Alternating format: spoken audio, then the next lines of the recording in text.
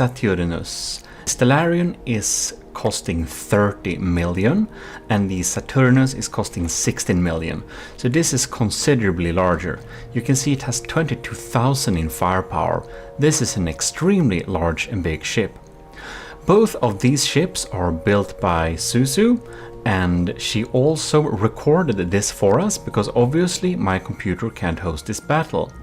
It's very rare you can see a battle as large as this one because it has been recorded and then sped up 10 times in order to basically watch this ship in real time. Here we have some pretty cool nuclear weapons. The original recording is a good bit longer than an hour. So because there are so many blocks and it's so laggy, we have to speed up the recording in order for it to be like watchable. If we speed up the recording like 10 times, then you'll see this battle in a proper game speed. And even though we do this way, you can see that the in-game time when this battle ends is about 4 minutes or something, and the actual time of this recording when sped up 10 times is like 6 minutes. So even though we slow it down like that, it's it's impossible to have these large battles. We're just really pushing the limits here, and that's super cool. So huge thanks to Suzu for not only building both these ships but also recording this battle so we can check what a 30 million versus a 16 million battleship battle looks like. Also a good look on the Stellarium here.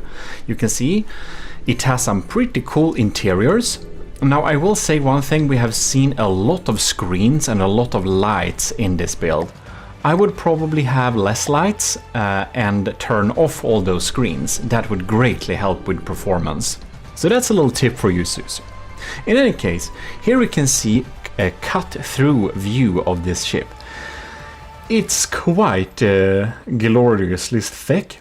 It just uses insane amounts of heavy armor, and this thing is absolutely very much guilty of heavy armor spam. Yeah, that's how it does. It has rail guns here, or rail assisted guns. We have a lot of big steam. And we have a huge laser system which is only used as lamps, and everything is covered in so much heavy armor. The interior is really fun. I love that it's so large and elaborate, but I think we want some different colors on those lamps to make it look a little bit more realistic. In any case, we're using too much heavy armor on this thing, but on the other hand, if we used some more cost-effective material like metal or wood or something, I think this would be just insanely too many blocks. It would probably just end up being too many blocks. Here we can see it has a fair amount of steam turbines too to throw into those guns, as they are rail assisted or rail guns. Pretty large indeed. And we got some, is that secondary crabs? And here you can see we have the skirts on the outside of the ship there, just really big to make it not die. So let the battle begin. This is the Stellarium here, which has a beautiful little siren, and here we can see the Saturnus, as we have watched and had many battles on this channel before. And if you haven't checked those out, do that. They are in the big battleship playlist. There you can see the main guns get activated on the Saturnus. It's a really big ship. It also has a Titan class submarine with it. And here we see the new Stellarium is just pounding shells, and also we can see the missiles. It has a lot of vertical launch missiles. That the Stellarium and the Saturnus has very many similarities there. The Stellarium, as we can see here, is a lot wider. It's real thick. And both of them are having just an insane amount of large vertical launch missiles. It's better to have vertical launch missiles because they are, well, a lot better in terms of material efficiency.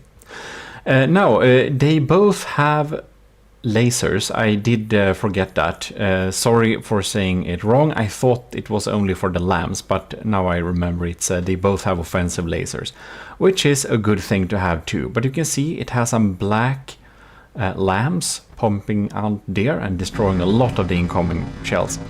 So I think you would need to have like a really powerful ship to even get through these defenses.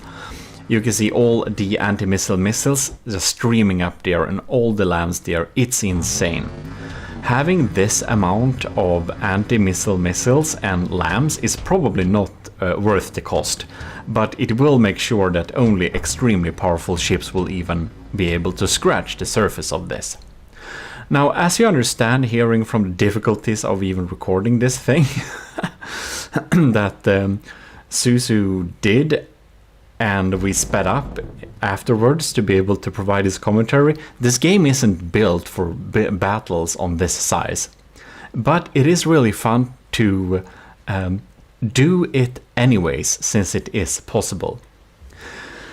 We can of course conclude that it's very unlikely that the Saturnus class wins, since it's only 16 million built by the same builder. It's down to 87%, while the Stellarion is, well, 30 million and still at 95%. And I do believe that building every ship is a learning process. Per material, I would suspect that the Stellarion is stronger than the Saturnus class, as we can assume that Susu learned something from building the last large battleship and building this one. So they are quite similar, but I do suspect that the Stellarion is a better version. However, this is not fair, of course. To make this a fair battle, we would have to have two Saturnus facing the Stellarion, but unfortunately, I don't think there is a computer that could handle that battle, really. So we won't be checking that. But it's really cool seeing this large battle in this like real-time speed. You can really see all those anti-missile missiles just streaming in and taking out a lot of those, and it's just raining large missile here. Stellarion is at 94%. I do believe that the Saturnus at 80% below here is damaged enough to not really damage the Stellarion anymore.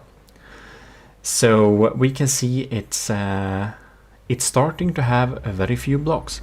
Now, one thing I have been thinking about a lot is that during a large battle like this, all the fragmentations are probably not rendered. And if I'm not mistaken, we can see a lot of the frags just disappearing in the thin air, and that's because the frag cap is reached. So I'm kind of suspecting, having battles at this size, probably we should maybe not opt for the Hessian heat and frag, but maybe go pure explosive. That could be pretty, or incendiary. That could be pretty interesting to see, since that would show the full damage without despawning any fragmentations and thus capping the damage dealt. I'm probably going to try and build a ship to beat the Stellarion, but not that expensive. But maybe, just maybe, I can just build a super huge battleship for the fun of it and see if it leads me anywhere and teaches me anything. Because I won't be able to do much wood spam there, or I will, but I can't rely only on that, because if we're building a like 20 million ship or something with bulk, it's gonna be so large, I think it's just gonna be too many blocks for anyone to spawn in that. But yeah, there you saw it. The awesome battle between the Stellarion class Titan and the Saturnus class. As you can see, the Stellarion of course won this, no surprises, but it's looking beautiful doing it, and I do much prefer the design on the Stellarion compared to the Saturnus. Anyways, huge thanks to Susu for recording this, and I hope you have enjoyed watching this little battle, and if you do, leave a like and stay tuned. This is GMODIST Total Nerdery Channels 25k material ground vehicle combat. First battle. With us we have Xabracrow. Da-da-da-da. And first out on team 1, let's see here, we have acute murder bug. And we failed to pause it for 2 seconds, so we're already a little bit in action. But as you've seen from the first episode, you've seen all the crafts, and this is Acute's murder bug. That will go against Acute's murder bug. Oh god, why I'm standing in the middle. Okay, whatever. Hope it doesn't mess up things. Whatever. Fiddler's grinder is here. Launching missiles, charging, and having harpoons and stuff ready. So that's pretty interesting. Xarber, what do you say about this first battle? I don't know. Okay. I'm excited though. Should we set it to play again? Yes. Do it. Do it. Oh lords. Okay. What is happening here now? Missiles incoming and exiting on both sides. We have EMP, charges all over the place. Murderbug is going into close combat. Oh, it missed it. Oh no, it almost flips. Oh. The Murderbug has some speed. Well, harpoons. And they stuck. Harpoons have officially stuck. Yep. Oh man, poor bastard. What will he do? Not much, actually. Yeah, it's... oh, maybe the EMP has disabled.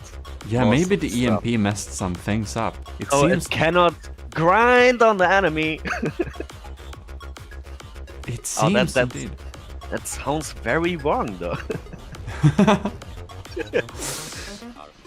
Yeah, I think the grinder is a you know, a pervert It's mostly tank. disabled. Yeah, yeah.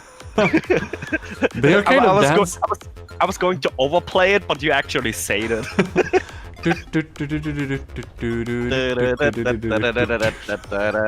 Anyways, well, it just stands there. It's really sad, it seems, right now. It's oh no! probably, it's something. Okay, maybe FSK 18 is yeah. Because that does not look like a battle. No, it doesn't. It's just okay. It seems that the penetrating battle rams have leave their place, but yeah, yeah, but only momentarily. This seems to indeed not work as intended. I think indeed, probably the EMP messed something up. Yeah, the EMP is messing the grinder completely. But wait. Oh! Whoa, what the hell is happening? It seems we had an explosion and the health went below the value. I was actually going to say, like, the murder bug is actually going into Tokyo Drift here. Mm-hmm. It's been Tokyo drifting the entire time. Dun dun dun dun. Hey, how was the music? Damn, I forgot. I don't know. No, but I didn't notice that the back wheels and the front wheels is a double set of steering wheels. It's pretty interesting design. I thought the back wheels are normal forward, like for forward and backward, but wow, okay. Apparently not. It's a it's real maneuverable, and you can see it looks very intimidating. So I guess we have to say very much congratulations to Acute Murder Bug, and the Fiddler's Grinder will have another chance, of course, in battles to come. Oh yeah. Right, so next up, in the next video, we are going to pitch Albino Snake versus Snivy Lord. So the Beyblade tank versus the Snivy Lord's mutated tank. So oh, shoot. What? Oh shoot, I see. Indeed. I mean, the Beyblade tank, we're going to get seasick from that, but we'll see on that next time. But this time, well, I actually thought that the Grinder would probably win like its first battle, but it didn't. The Acute Murder Bug was much stronger. Yeah, dude. To be honest, I had no idea that EMP is also disabling spin blocks. I had no idea. Not me either. It could also have been it disabled the control blocks. Oh, yeah, all that. I don't know. We'll have to check that up in the game settings and stuff. Oh, yeah. Welcome to GMODIST Total Learning Channel's Ground Combat Vehicle 25K. I think something's wrong. Yeah, I think so too. This is Vehicle Combat 25K second battle. And with us we have... What? Oh, Sauerkraut. Exactly. And this time we're going to jump in and have the second battle. The first one here is Albino Snake's Beyblade version 4. This episode has a possible epileptic warning because this one might flash a little bit. It's a little bit crazy. And with us in the other team we have Snivy Lords, Mutated Hauler, Mutated Tank, I mean, because Mutated Hauler we faced last time. Oh yeah. Sweet revenge. So anyways, the Mutated Hauler and its poor passengers, the Mutated Tank and its poor passengers is ready to fight the Albino Snake's Beyblade version 4. So, what do you say, Xaver? What are your bets for this particular battle? I'm not sure. I'm really not sure. I think the Beyblade will win if it can reach the Mutated Tank in time. But that is up... Yeah, I don't know either. It depends on the accuracy of the cramps, I would say, which haven't really rendered in yet. Anyways, maybe it's time to just start the battle then. Yeah, it is. And there we go. Oh my god. Oh, shots incoming. Beyblade tank. Oh, first Rachel just missed. Whoa. Uh-oh. What happened to the spinners? Oh no. Uh-oh. Oh man. Whoa. Oh lords. Oh god. Oh. Wow. Okay. Is the mutated tank still alive? No, no, not really. Cramps are trying. Ow. Oh, oh no. Wow, that's powerful. Okay. Wow, it just eats it up. Well, we can safely say that the Snivelord's mutated tank was not able to reach Albino Snake's Beyblade version 4 in time. No. Wasn't able to destroy it in any way before it reached it and ate it up. This one is dangerous. But damn. I mean, comparing this battle with the first battle, the Beyblade is actually grinding the enemy. Yeah, this is a real grinder. Wow. This can probably eat Did you up... say grinder? Oh baby, grind on me! Wait, what? What? What? Anyways, hope you folks enjoyed this little battle, and we'll of course be back next week with another episode. And well, next time it's actually time for your ship, Sauerkraut. Oh shoot! And you know who you will be facing? I don't wanna know. I don't wanna know. The winner of last tournament, Ad Necrius. I'm sure you'll win. Good luck, Sauber. Anyways, that's for next week.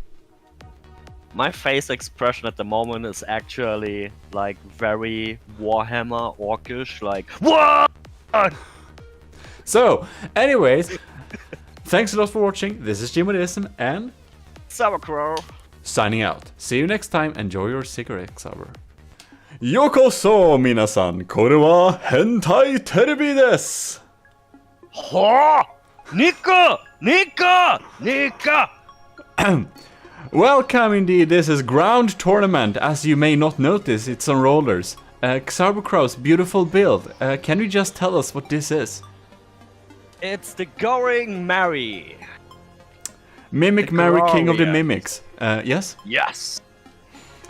From One Piece, which is absolutely not going to get completely destroyed by Adnecrias Thork B2M, which looks pretty intimidating. Nice tank, nice model, and I would have to say, even though Adnecrias tank model is very cool,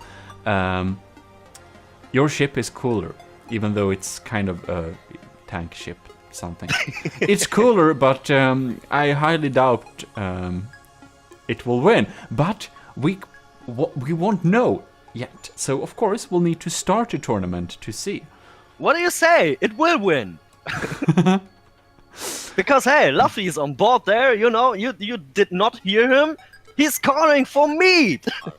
Feel free to spam how many One Piece references you want, because I can't help you. But anyways, Hentai Terbi, let's go. Pew. Okay. Oh, it fired a shot and it missed. Oh, lords. Aw, no! Oh no. So probably Luffy has shot the cannon instead of Usopp. Yeah, probably. Oh god. No! Your beautiful mimics are falling off. Can you line up to get the nice shot? Oh god. The shots just go straight through. No! So- it's like in the series, the Going Merry is sadly in a very sad music, Oh no. going into flames and sinking. Ah, so heartbreaking. Oh no. But very cool that you could set the rollers to roll. Nice. Even though it looks like, oh god, that's so sad. As I said, it's like in the series. It's just missing that Luffy is setting the Going Merry into flames. Ah, so heartbreaking. Spoiler alert. Too late. Oh god! Holy shit! Wow. I'm kind of very surprised. Okay. We have a winner! Very surprising! Adnecrias Thork B2M won this straight off, and wow, it was able to use its, well, as Adnecrias would want to say, let's say the tank hugs. That's exactly what it did. How does it feel, Xarbrocrow? This is your ship. Now, I'm gonna ask something else. Mm-hmm. Adnecrias, how do you feel breaking a ship that's also getting destroyed in the series? Huh? Huh? Maybe he will feel evil, or maybe not. But the fact is that, well, Adnecrias is going to go through to the next battle. But the next battle, like the next week, we are of course going to look at another battle. Next week will be Nordavin's GK Crusader 25 versus Game Boy's Jagged Mouse. Oof, that will be highly interesting. The Crusader is nice, and the Jagged Mouse is beefy as, well, beefy as hell. It will be interesting to see which is the stronger. Yeah, probably. Indeed. Well, in any case, Wait, what? wait. Yes. The Going Merry is down. In the next tournament, I'm coming back with Frankie and the 1000 Sunny, bitch! Fantastic. Sayonara, minasan. See you next week. Yokoso, minasan. Kore wa hentai terebi desu.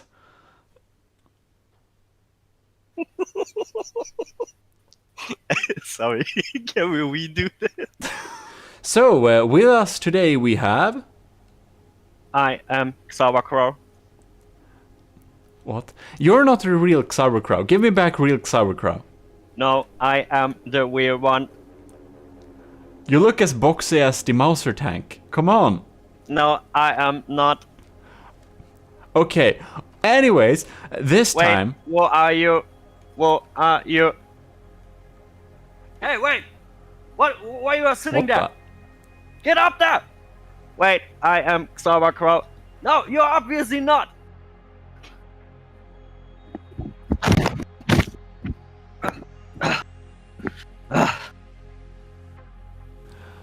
All right, everything seems absolutely normal. The tanks start to pound each other. And I hope to not get shot in the middle. Sauerkraut or whatever. No, I'm back. That thing that tries to be me is... I don't know. I think I trashed it. Well, that's good. And that's a heavy hit. Okay, it seemed to take it. It's like a small tank, but it seems to take kind of much pounds. This isn't hurt at all, though. Okay. Whoa, yeah, maybe the guns are kind of weak. Yeah, it seems that the guns look stronger than they seem to be. Or it's possible that Nordavind's Crusader, this one, does have better armor or more adapted armor than we might think. Yeah. Because you can adapt armor to combat specific types of rounds, and it's possible that they selected some armor that are just against it. But now we're slowly getting through here, and the Jagged Mouse seems completely unharmed. And some... oh god, no. Do we want to switch to first-person camera? Oh my god! I not realized. Apparently I was standing on it. That's a little bit scary.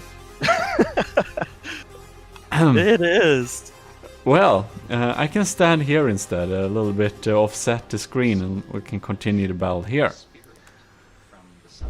Oh, but the Crusader looks pretty messed up though. It does. It's slowly eating away block by block. It doesn't seem to penetrate very weakly. The gun certainly looked more intimidating than it seems to be. I mean, to be honest, the Jagd Mouse is actually very smart, because it's facing the enemy, and when it comes close, it's instantly driving backwards. Yeah, so just backs away. So all the armor that it has, like in front of the gun, that thing is benefiting from it completely. The AI setting is well made. That is true. But I'm also a little bit like, how does it come that the Jagged Mouse is still at 100%? It's like very sturdy. Yeah, that's what I say. The Crusader guns maybe are way too weak. Possibly. Oh, what you have done? What you have done? Get back to the battle. I thought I was closer. Okay, so the Jagged Mouse also backs away, kind of. They're using a similar strategy, but the Jagged Mouse is a little bit heavier, and oh god. We don't oh, this is just a husk now. Wow.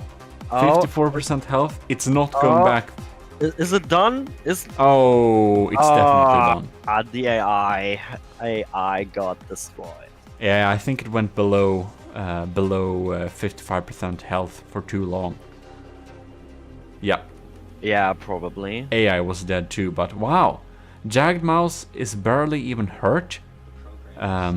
It was very strong, but we definitely see we have opted for armor here and not firepower, even though it does have an intimidating gun indeed.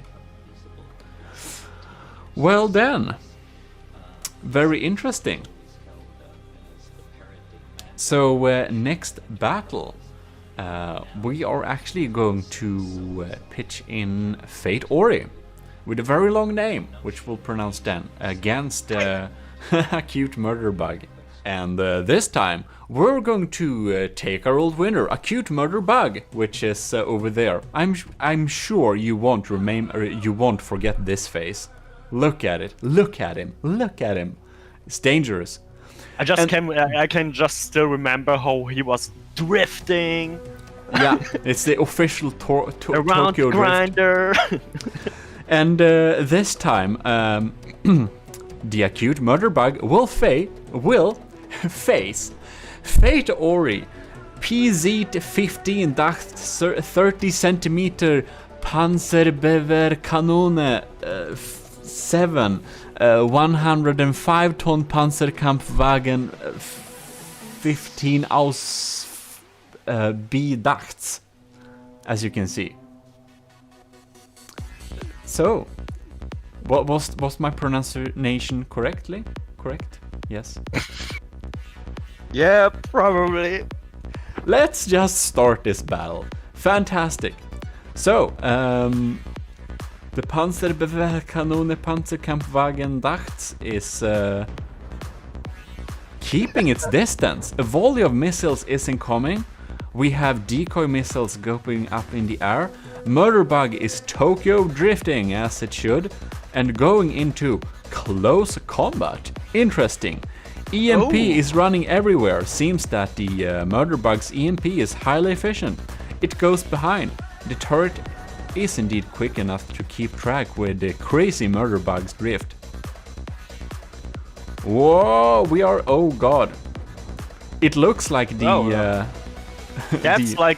that's not like a murder bug, this is more like a face hugger from straight out of Aliens. Yeah, definitely. Seems that Fate Ori did indeed put a good use to this little plow thing in the front, like tractor part. Yeah, it's like a shovel though. Yeah, it is. It's like a shovel. We have more shovels here if it's not enough, but yeah. So I think we have to add some music because this kind of looks like a romantic dance. It does look like a romantic dance. That's true. Maybe we turn out. Maybe we give them some time. Yeah, I'm gonna head off my headset. maybe give them some time. I think they already decided to leave for the date, but it indeed seems. Oh no! Poor Fate Ori. Oh no! Oh wow! Oh, it's coming back. Oh, that's so romantic, though. It's slowly regenerating. They came together. They broke up. Now they come back together. Som en gummiboll kommer jag tillbaks till dig. Gummiboll, Anyways.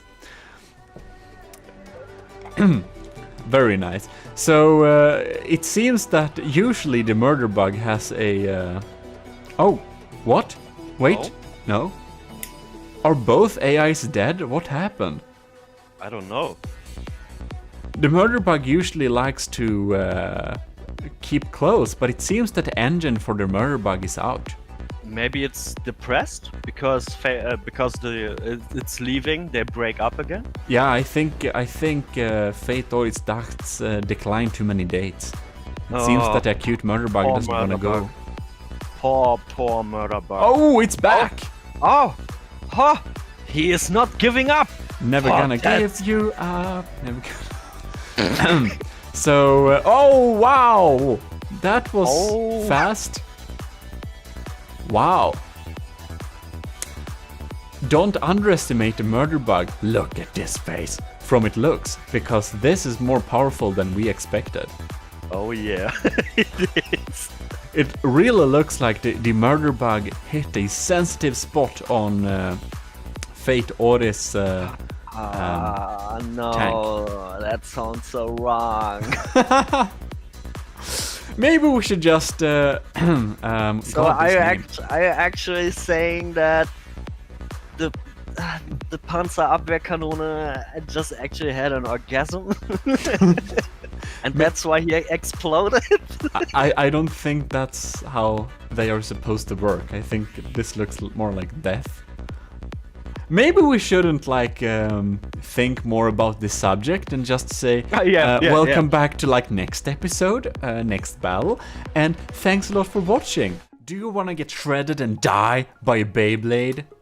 Do you want to get grinded by a Beyblade? No, that sounds wrong. But do you want it? Yes, probably. Maybe not, I don't know. Welcome to getting grinded by a Beyblade. This is GMODIST Total Nerdery Channels. 25k ground-wheeled combat. And with me I have Mr. Sauerkraut. Indeed. And this time, I'm next in line. This is indeed the 6th battle. And this is GMODIST Industries GI Slug, which is my build, indeed.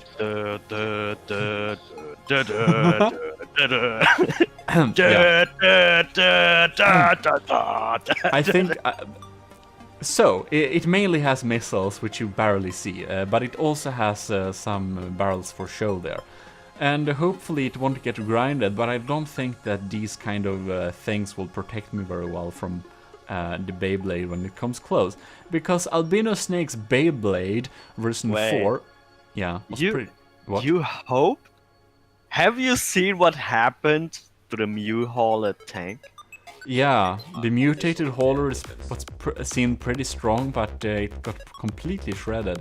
So it will be highly interesting to see what happened this battle. Yeah. It will. Should we begin? Yes! Started. Battle is started. Oh, Let's get ready to rumble! Exactly. Oh no, it looks like, did it hit me? Oh, the harpoon! Oh my god, it's happening! Oh no! It's happening! Lord! No, the nightmare! Oh the nightmare! No! Uh-oh. What happened to my colors? Oh no! Oh! Oh! I'm too short! No! Oh no! I'm completely split open! Oh god damn it! 69%. My complete top is off. I don't have any weapons anymore. This is real bad. Mister, you got literally executed. Oh god damn it! My entire I should have made it flatter. I should have made it flatter. Oh god. Oh why? Okay. Wow. Okay. Hey, dear viewers. It was this moment GMODIST knew he fucked up. That's very true.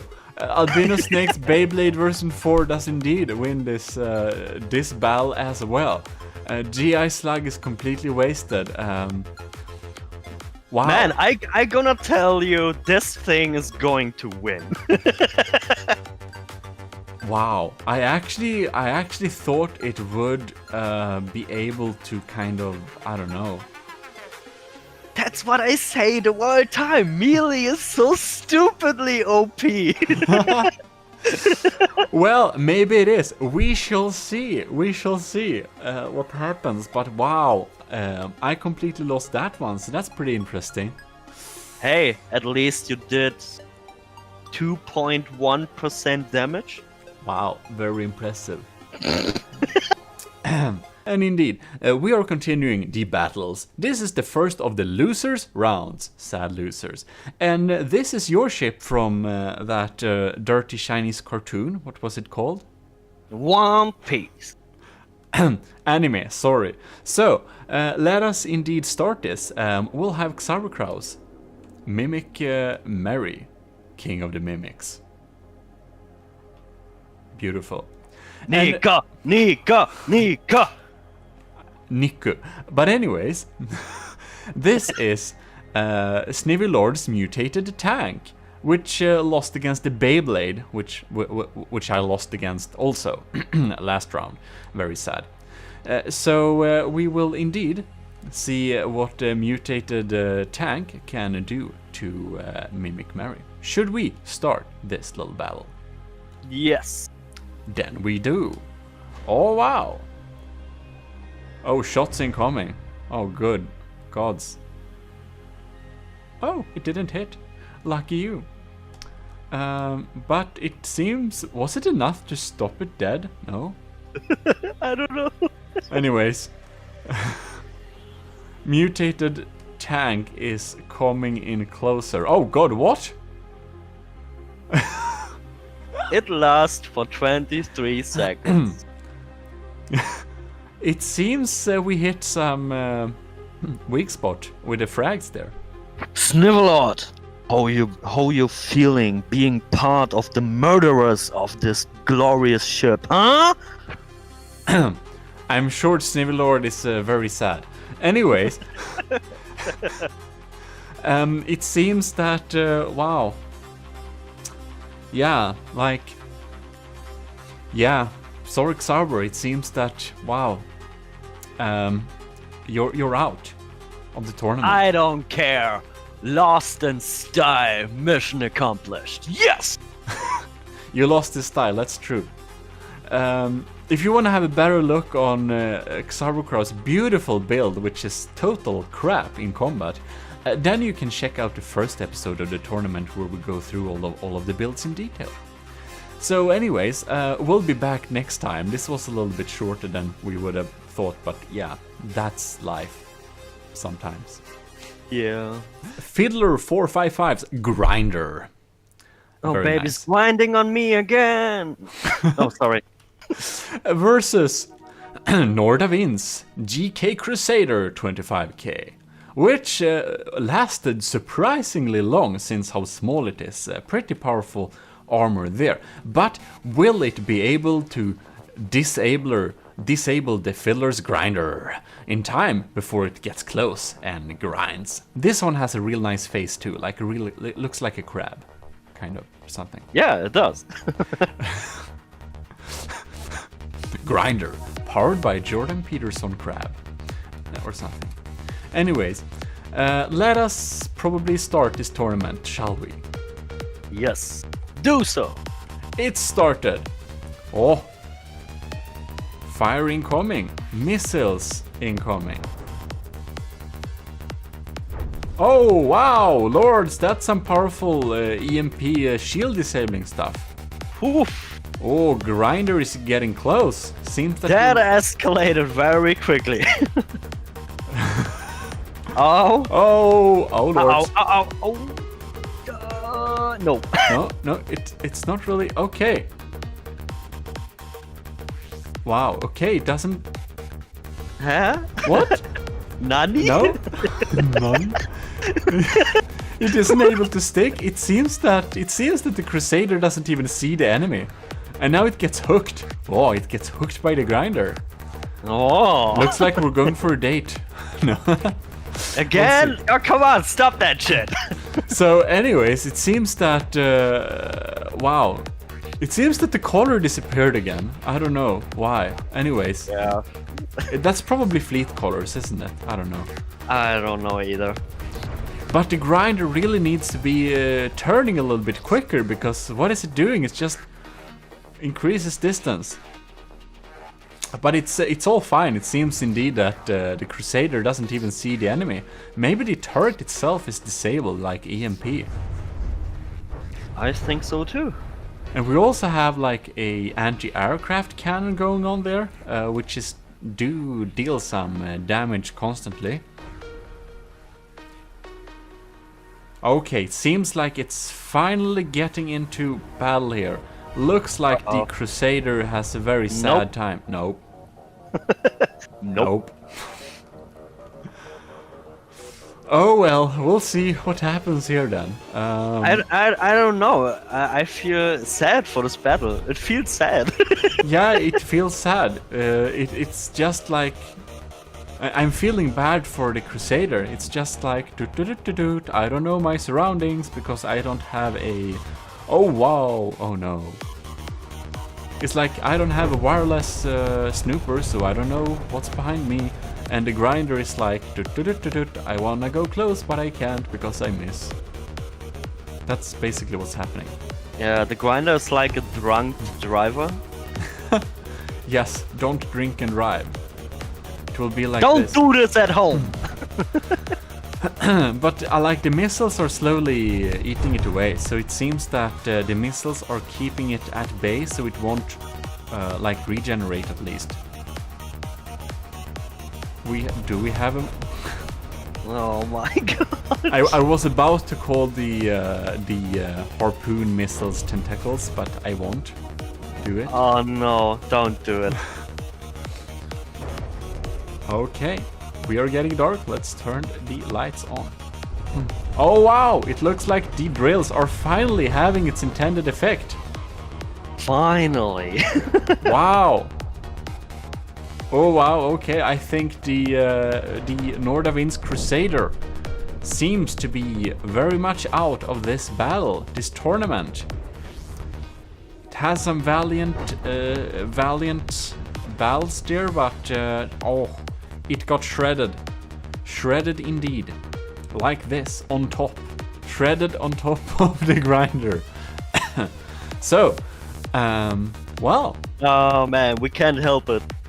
We can't help it. Fiddler named it Grinder, and Nordavind got shredded on top of the grinder. I mean, it's plain English. Plain English, no can do. It's just that is it, as it is. Anyways, then we had like the first round of the losers is concluded. So next time we will move on to some more losers. Great, it's Mr. Longname versus Snivelord Mutated Tank, which we can see here in the sunrise. Very beautiful. Who's Mr. Longname? Who's Mr. Longman? Oh, let me say the contestant's name. Fate Ori. Do you also want to know what his tank is called? Yeah, I mean, Fate Ori has just submitted one build, but you said Mr. Longname. I can't remember he submitted a build that has Longname in it. Well, it's a very decorated build, and let me try and see if I can get this correctly this time. If you want to get impressed, look, we have spades. Wow, spades.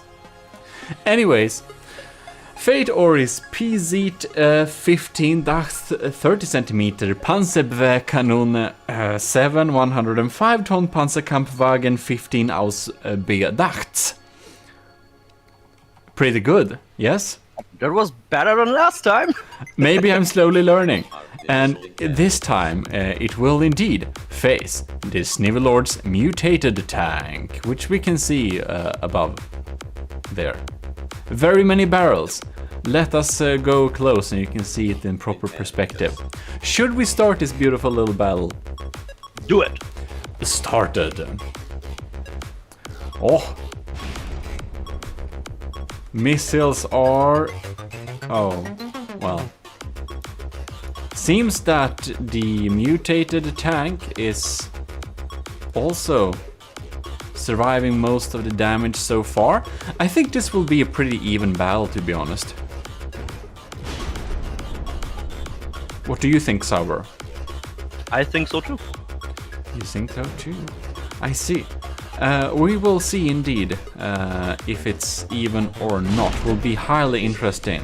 We got a straight hit there, but it seems that the turret is advanced armor, so it just bounced off.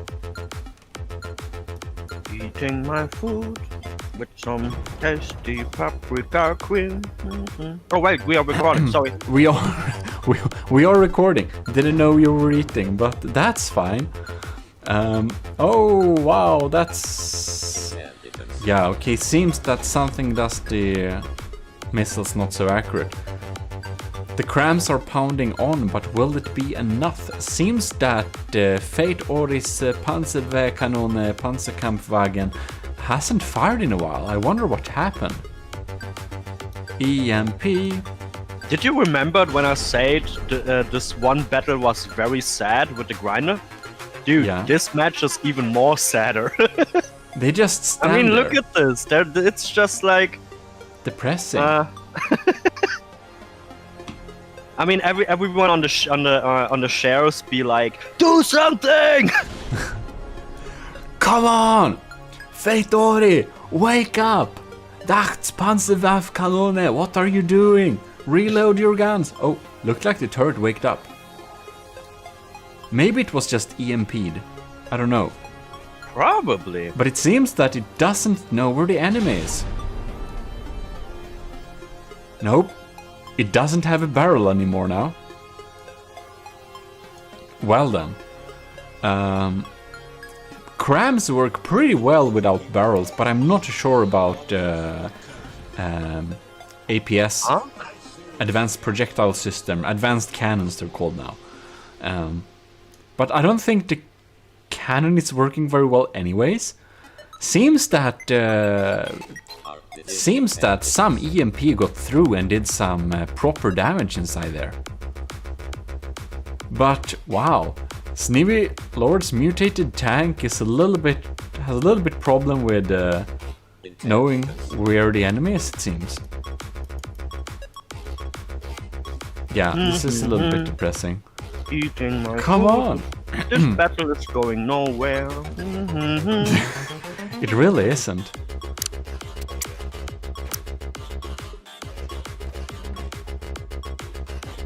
We'll kind of have to wait until the Sneevy Lord's mutated tank actually faces the enemy, which hopefully will be sometime today.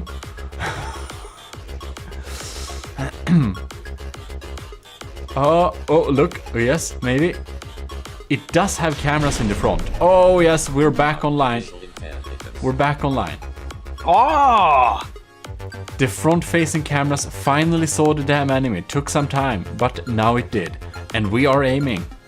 Whee! Now, the reload time of the crams is like insane after the update. Oh no, don't tell me it lost the enemy. No. Oh no. Come on. Oh no. It lost. So to prevent things like this, you can have one of the detection components be a wireless snooper, and it will just automatically detect stuff in the close vicinity that has, you know, AI and wireless stuff going on. So that could be a good thing, because otherwise things like this might happen.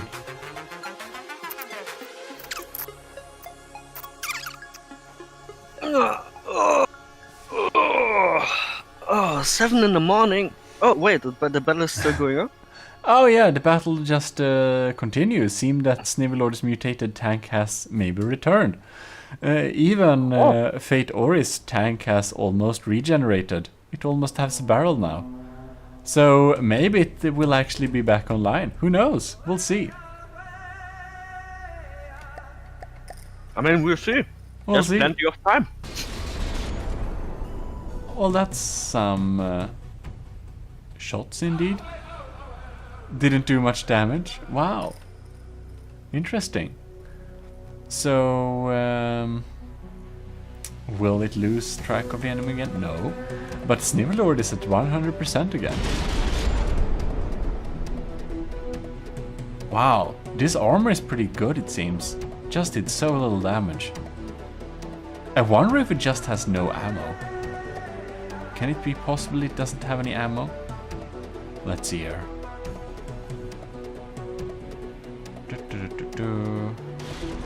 Doesn't look like it. No.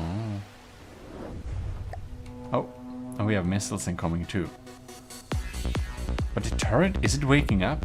Not really. It doesn't just see anything here. God. Yeah. Oh no. What is the time anyways? I can't see. I can't see. I think 7 minutes and 4 seconds maybe. Did you mean 7 hours? Probably. Wow, like Fate Ori's armor is really efficient against these crams, but seems that the turret's health was too low. Super sad. Oh wow. Oh well. Now it's a sad vehicle. It's a very sad vehicle. God, no. Oh no. Oh no, it lost the target again. I thought it had some detect. It has a radar underneath. I don't know why it doesn't see it.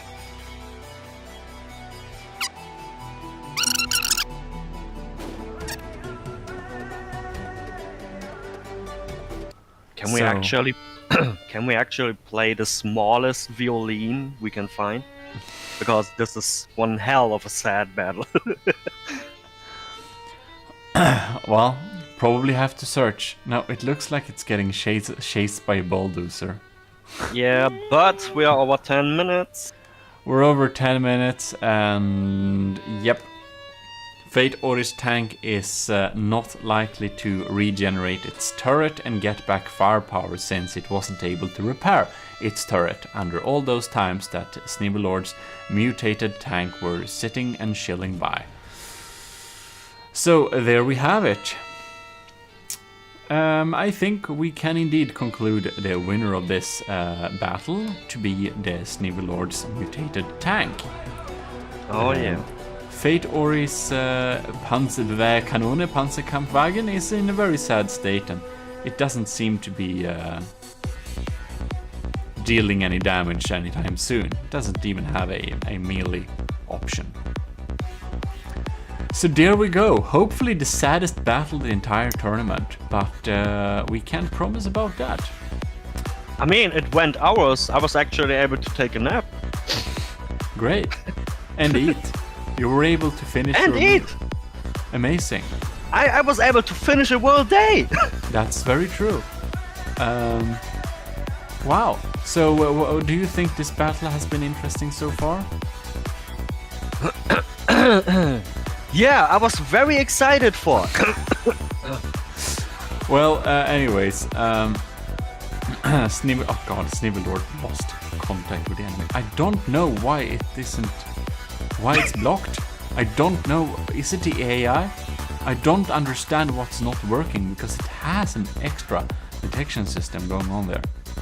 I would really have used like one turn on that missile as well, but well, anyways. That's true, yeah. But yeah, very sad. We have the first battle that we have to...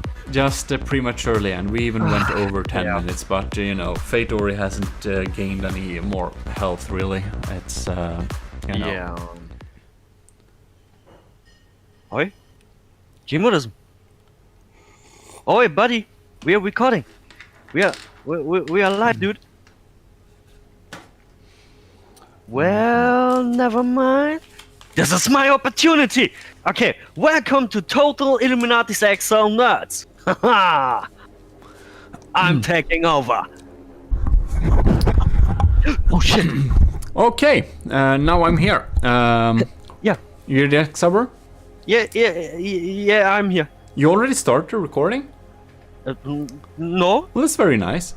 Well, anyways, this is GMODIST, and I'm here with my loyal Xubber crowd. Yeah, hi. Beautiful, and we are back with more battles. This time it's GMODIST Industries GI Slug versus Fiddler's Grinder. Oh baby, grind on me! Sorry, I got carried away. And I think maybe it's time for us to start this battle, or what do you say? 25K? Yeah, I think so too, yeah. Then we go. 25K wheel ground combat going on. I'm launching all my missiles, hoping I shall win this battle, but I'm getting missiles incoming to me as well.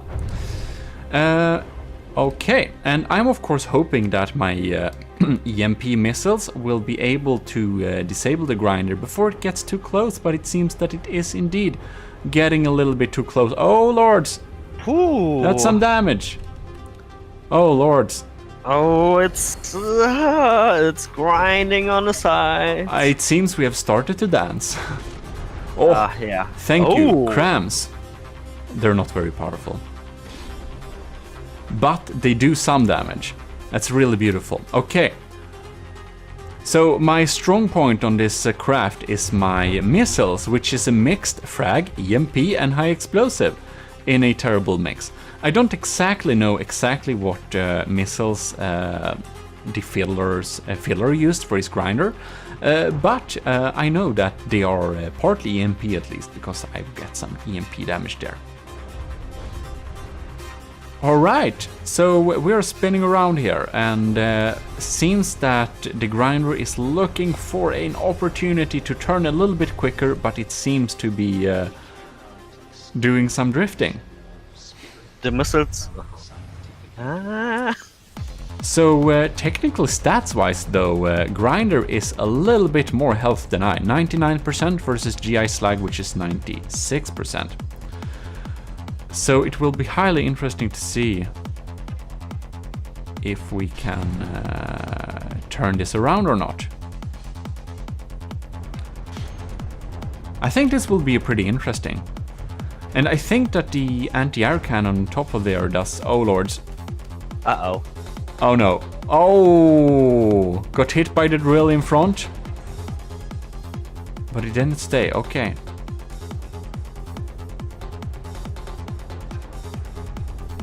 Missile salvo incoming. So, I'm leading with a some parts of a percent. Yeah. Not anymore. And yes, I am. Okay. Okay, so let's see if the grinder gets on top close once again or not.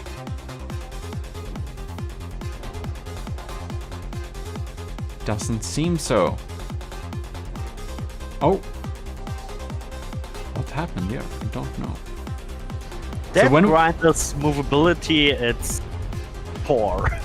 Yeah, the grinder's movability probably needs an upgrade to be able to do some proper damage. Oh yeah.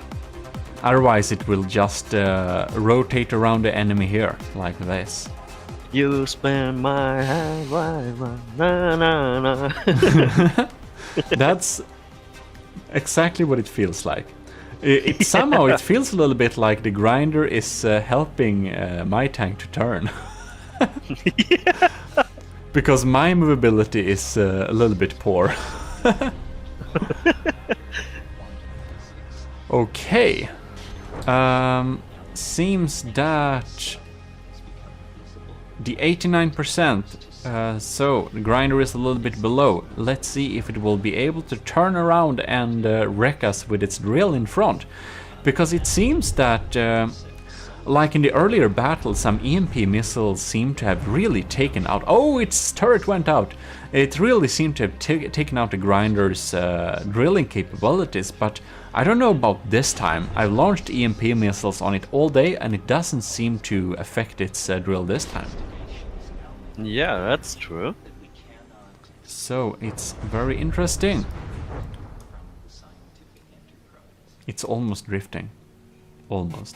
But no way near drifting as much as Acute's murder bug. It will be highly interesting to see the future performance of the Acute's murder bug. Well, got a missile salvo incoming as well. And I also opted for more armor than firepower. So I've opted for a package of 6 tubes of small missiles. And 2 cram cannons for show. Basically. Yeah. Because someone said that, isn't your cram cannons a little bit poorly armored? Yes, they are part of the armor. But since the Fiddler's EMPs usually hit us in the back, it seems that our cram cannons are fine still. Oh lord, so we're getting... Oh, will we? No, almost. Close there. 74%, 99. Oh, it seems that the GI Slug had time to regenerate, while the filler is slowly taking damage and circulating us. It seems I would just have given the tip for the filler to have turning wheels on the back as well in the front, but it seems that filler already thought about that. But somehow it isn't enough for the turning speed. I think what the problem is here is that the sideways friction on the wheels is set to a little bit too low.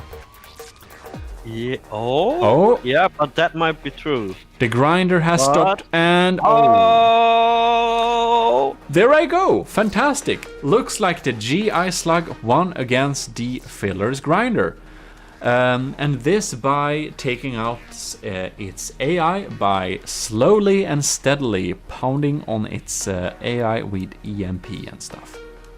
Murderbug from Acute versus Adnecreus Thork. And this is a very interesting battle because this is really a battle between giants.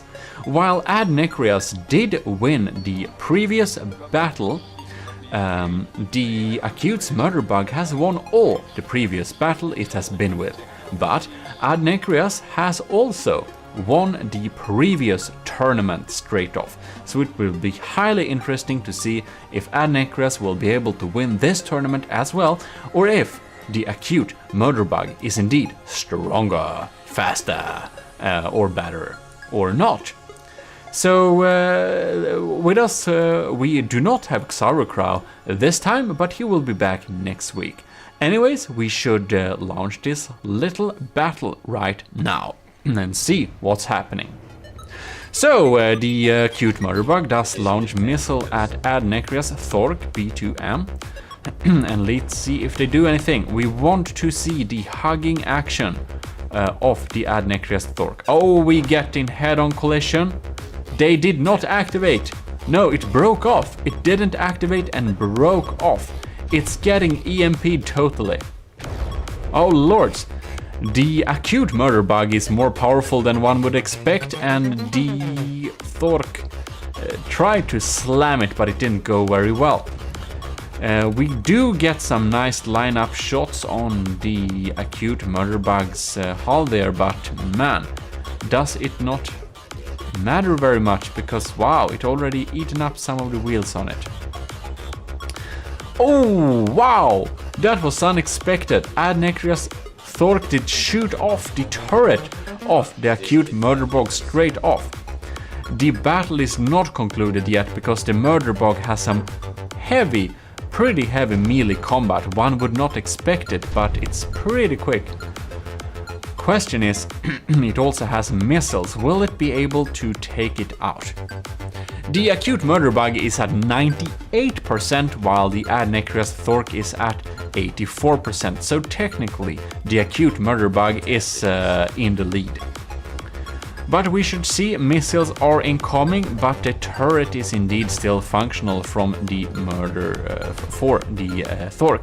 But it seems to have a really poor accuracy. It doesn't seem to notice where the enemy is at. Oh, we got some contact here. Turret, oh, it decides not to. Okay, it almost gets flipped, almost gets slammed. This is a really interesting battle. Wow, so the Adnecreus tank gun must be pretty good to be able to take out the turret of the Murderbug just like that. Question is though that it's of course possible for the Murderbug to rebuild its turret during the time if the battle will be so long. And let's see here, oh, it drives into it, it didn't get slammed, but missiles are coming onto it. Acute Murderbug 74, Adnecreus Thork 78, so it still, it is indeed has taken the lead since last time, even though the tank turret doesn't seem to know where the enemy is right now. Alright. Ooh. Oh, it missed. Will it be able to generate a turret? Well, it just launched missile. Tokyo drifting, as Xaver said earlier. So the EMP missiles seem to be pretty interesting there. Let's see. Oh no? Total miss. It seems that the Thork doesn't know where the enemy is right now. Acute Murderbug coming up behind. Will it slam or will it get slammed? It has regenerated some of its turrets. Oh my god, will it get it online or will it not? This will be very interesting. Oh wow, will it flip it? No, it won't flip it. So, Adnekrias, what are you doing? It doesn't know what it's doing. But the murder bug is certainly know what it's doing. I'm starting to think that perhaps Acute will be the one winner of this tournament, but we shall see. It seemed to have not taken any more damage like recently, but of course this is not a deciding battle. We have many battles in front of us, and tables may flip. Oh wow, so now the murder bug is on top of... Oh god, how will this end? This is not looking good. Wow. Okay, it's almost shooting itself a little bit. Here we have the little detection.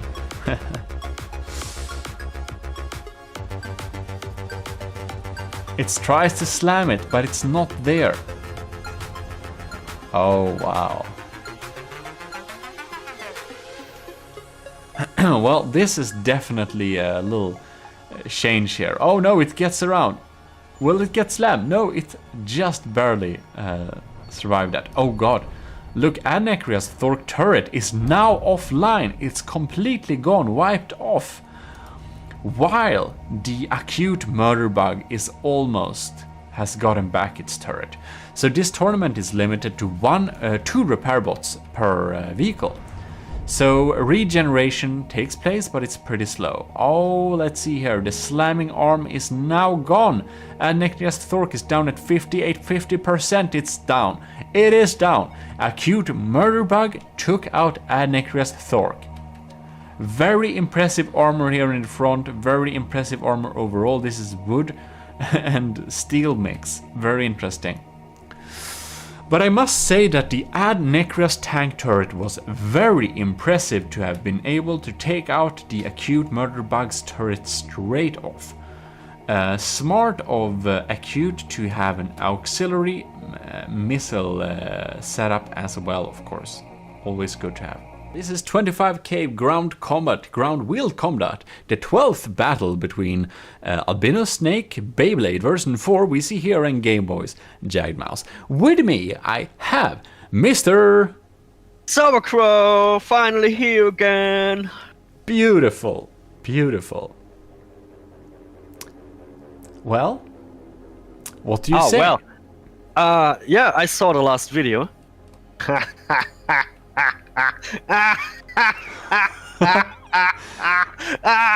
Evil German laugh intensifies. I saw you at the curious. I love the battle. That is true. Adnekrias was the winner of last time's tournament, and we was almost a little bit surprised to see him defeated in that previous battle.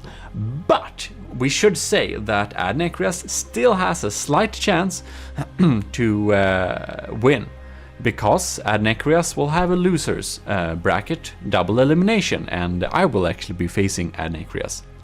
Yeah, Adnekrias. Yeah, listen, huh?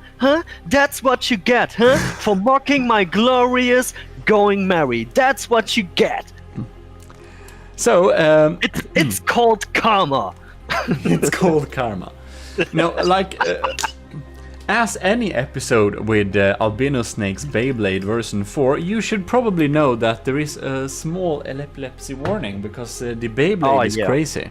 It's absolutely crazy. But the Beyblade deals a lot of damage, but the Game Boy's Jagged Mouse can take a lot of damage, so this will be highly interesting. That's true. I'm excited to see what is going to happen. Well then, should we start this little battle? Yes! Started! Oh lords! The Beyblade is putting out torpedoes. Jagged Mouse is slowly quickly advancing. What a mistake! Look at this collision! Oh my god! Oh wow! Oh, it started spinning! Oh lords! Holy shit! Jagged Mouse, I'm sorry, your armor was good, but not this good. Lords! Lords! Poor thing! Jagged mouse is grinded. It's grinded all flat. Dude, when I see the Beyblade now, you know what I think in my head? No. It's like a dark scene. Someone with a black mask is coming out, and you hear da da da da da da da da. This one too? Yes. Dude, that thing is evil AF, man. It is evil, and this is wow. God. What is this? Is it just going to mount it and stand still here? Oh, no, it went okay. Wow, okay. I guess it went to pooping on it, like completely disrespecting it. It's basically like teabagging it or something. Yeah. Wow, these missiles, will they... Okay. So now you're stuck there. Good job. The jagged mouse is... Well, now we can see it. See its internals, anyways. Wow. Oh, but you know what I see? No. If the Beyblade is not getting a different angle, and the jagged mouse is actually able to repair, that is causing some real issue for the Beyblade. Because the blades are not, they are too high. They are. In this angle, they are too high. Oh, do you see that? Now it's literally teabagging it with the run wheel in the middle. It definitely is. Look at this. Do you see that? Do you fucking see that? It's teabagging it. It is. It's officially teabagging it. Poor what thing. a disrespect. Disrespectful. Albino Snake's Beyblade version 4 is disrespectful. Wow. It's just sitting there. To be fair, I was curious about this one wheel in the middle, and now I know what it is. Well. It's a sack. God damn it. Wonder what happens if it accidentally sticks a torpedo on its own Beyblade wings? Probably not much. But now the jagged mouse has regenerated 2%. Yeah, it's not much actually. Not maybe one of the repair bots got taken out. Maybe, because I just can see one repair bot flying around. It's true. Maybe just one there. Wow, it would be interesting if one could select the repair bots to like prioritize certain blocks, because it's now repairing useless things. Yeah, that's true. That I totally agree. God, this battle is... It's not going anywhere. No, not really. Not now, at least. It's just sitting there.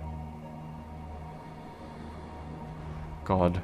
I mean, this is like the problem when you, I guess in my opinion, when you make a melee vehicle with such an open space. Because, I mean, it's not covering the melee spikes everywhere. It has a pretty wide open field underneath. Yeah, it would probably be smart if the Beyblade had some spikes here and there. So it would just, you know, damage it by sitting on it. But it has regenerated to 100% now. That's... wow.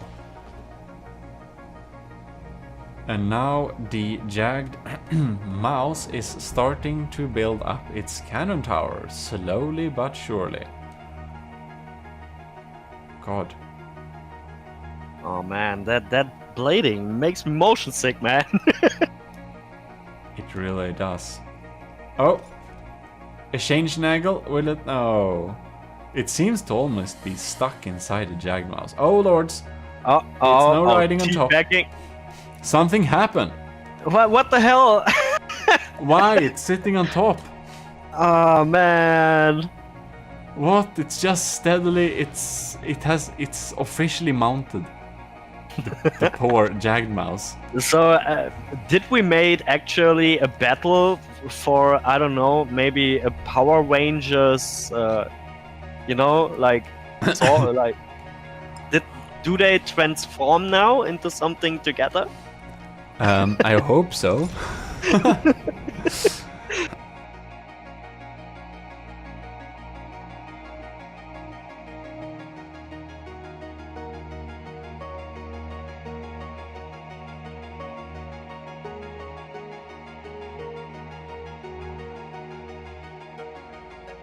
Just a few seconds, I think we already basically can proclaim that the Beyblade version 4 is indeed the winner of this battle, which means we are going to have the albino snake Beyblade facing the acute murder bug later on. Oh yeah. Highly interesting indeed, but would have been really interesting if the jagged mouse had regenerated its turret, except it didn't. But this battle began as very even until albino snake's Beyblade was close to the jagged mouse and completely grinded it to a chassis, basically. Yeah. Yeah, and this heavy armor here just takes forever to regenerate, so it won't be able to. We're over 10 minutes, and the official winner of this battle is the albino snake's Beyblade version 4. It is. Maybe not the most exciting ending of the battle we have hoped for, but well, the game doesn't seem bugged or anything like that. It's just it has mounted it, and it's just staying there, and there we are, basically. Yeah. So, Xaber, what do you say about this battle? I did. Whoa. Oh, lords. I mean, I can't say anything. I haven't seen a Transformer for a while now. Yeah, these are definitely some Transformers. If I ever seen some. Seems that they are staying there since forever. So, albino snakes and Beyblade... albino snake's Beyblade and Game Boy's jagged mouse has officially made an union, and I don't think they will get rid of each other anytime soon. Seems. Yeah. Wow. Well... The turret is getting annoyingly close to getting, you know, complete, but... Well, we're over 10 minutes, so it doesn't matter. Yeah, it's already decided who's the winner. This week, we are pitching Adnecrus Thork, the loser's bracket, once again, against mine, GI Slug. And with me today, we have, again... Sauerkraut! Indeed. And we are going to start this little battle. This will be really exciting, so I'm of course hoping that my tank will indeed take home this little battle. Xaver, what do you think? Will I get hugged? Maybe. Maybe. Well, let's start the battle and we shall indeed see. Let's do it. And there we go. My cramshells totally missed, but missiles are indeed incoming.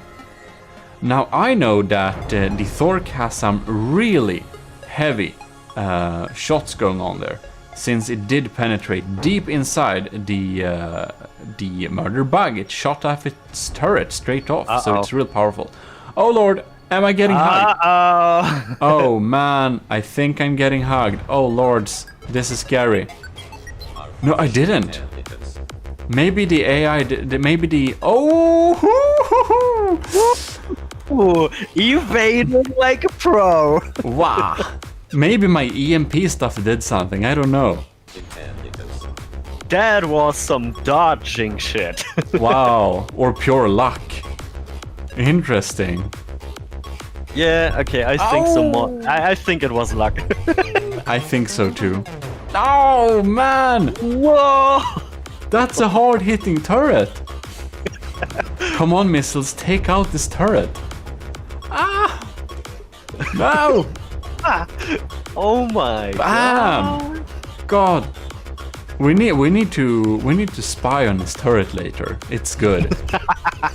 Like this is a good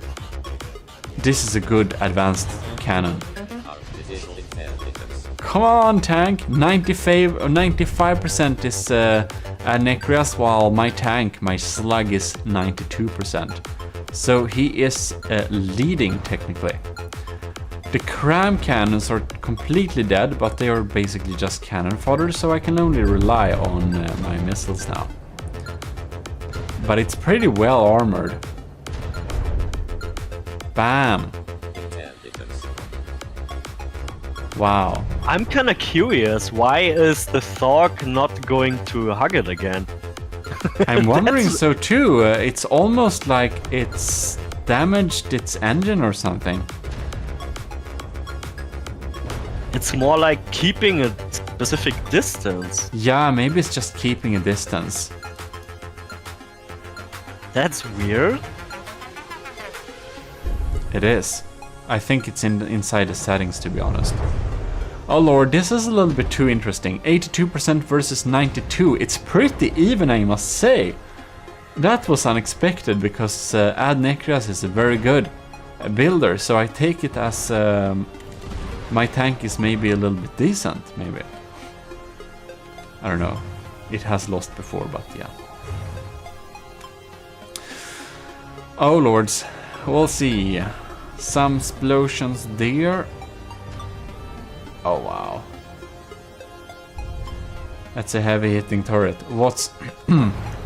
My entire front here is gone. Oh no, we are soon inside. What? Slug 81, Thork 88. Oh, and oh no! There it goes. You missed the moment. Oh no, something happened. I think my AI died. You saw that the heavy armor was exposed? Yep. Inside that heavy armor relies my AI and stuff, and I think that maybe Necreas uses HESH shells or heat shells. So maybe the heavy armor just split across the internal parts and just killed everything. Yeah, I think so too. Probably this is the case. Oh my god. Well, good battle slug, but not quite enough.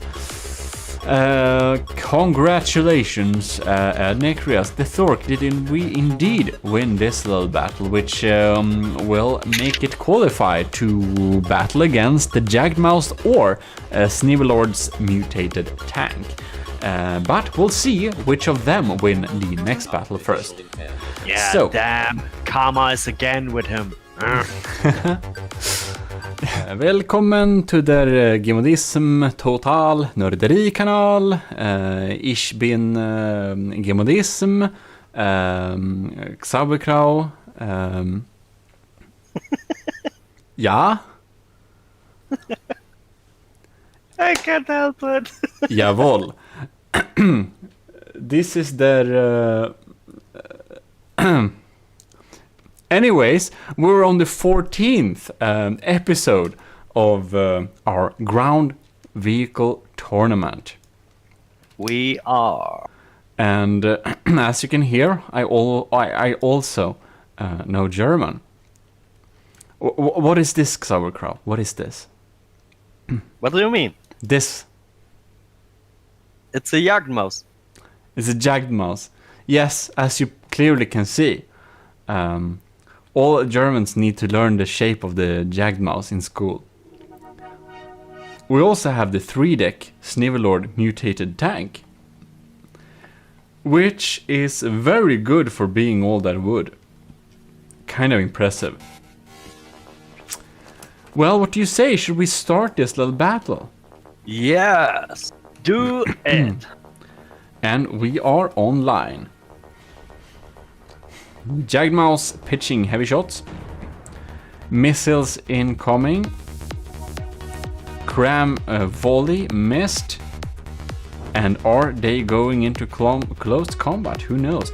The Snivvy's mutated tank is a real like combat car, but it doesn't want to go too close. No, it doesn't.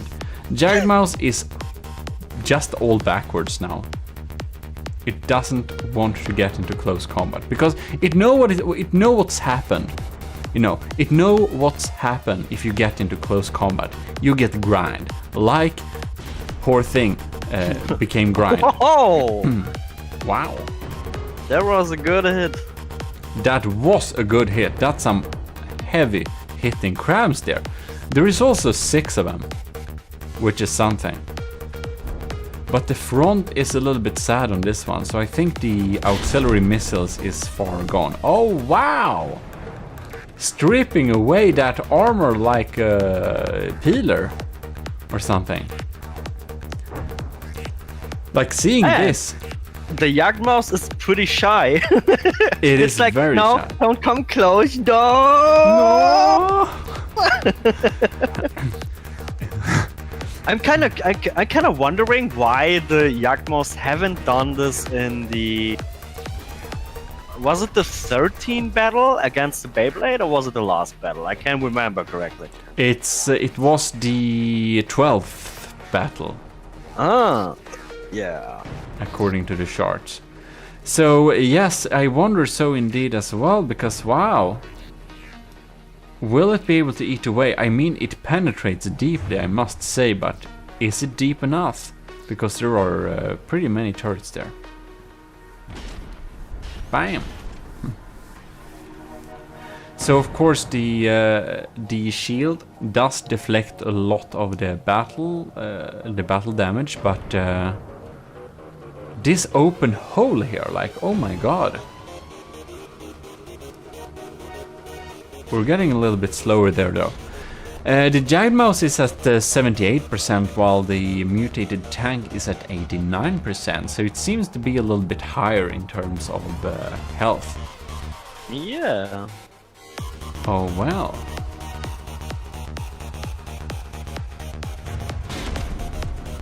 Bam. Will be very interesting. Pretty even, probably the most even battle so far. Oh yeah, that's for sure. But you're completely right about the Jagged Mouse. It's less Jagged Mouse and more like Scared Mouse. Yeah. So mutated tank. Oh lords, the mutated tank is also getting a little bit open. We can see into its cram internals there. It seems like it's a flying brick. Like literally, a brick. It's all stone. I mean, it's nearly falling over as well. It is. I'm kind of surprised it hasn't fallen over yet. At all. Oh. The front crams are definitely offline. Seems like maybe only 2 of the crams are actually really working now. Snivelord's mutated tank eats materials really fast too. Oh yeah, I see that. Oh? What I think it's not turning back again because we reached the end of the... Oh, wow. What happened? The first time. Uh-oh.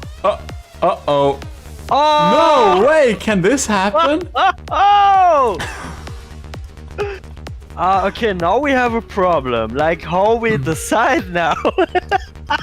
I think this is the game's fault, not the combatants. I think we'll need to restart this battle because it's too close. So we're just changing the location a little bit here, and we should be set to battle again.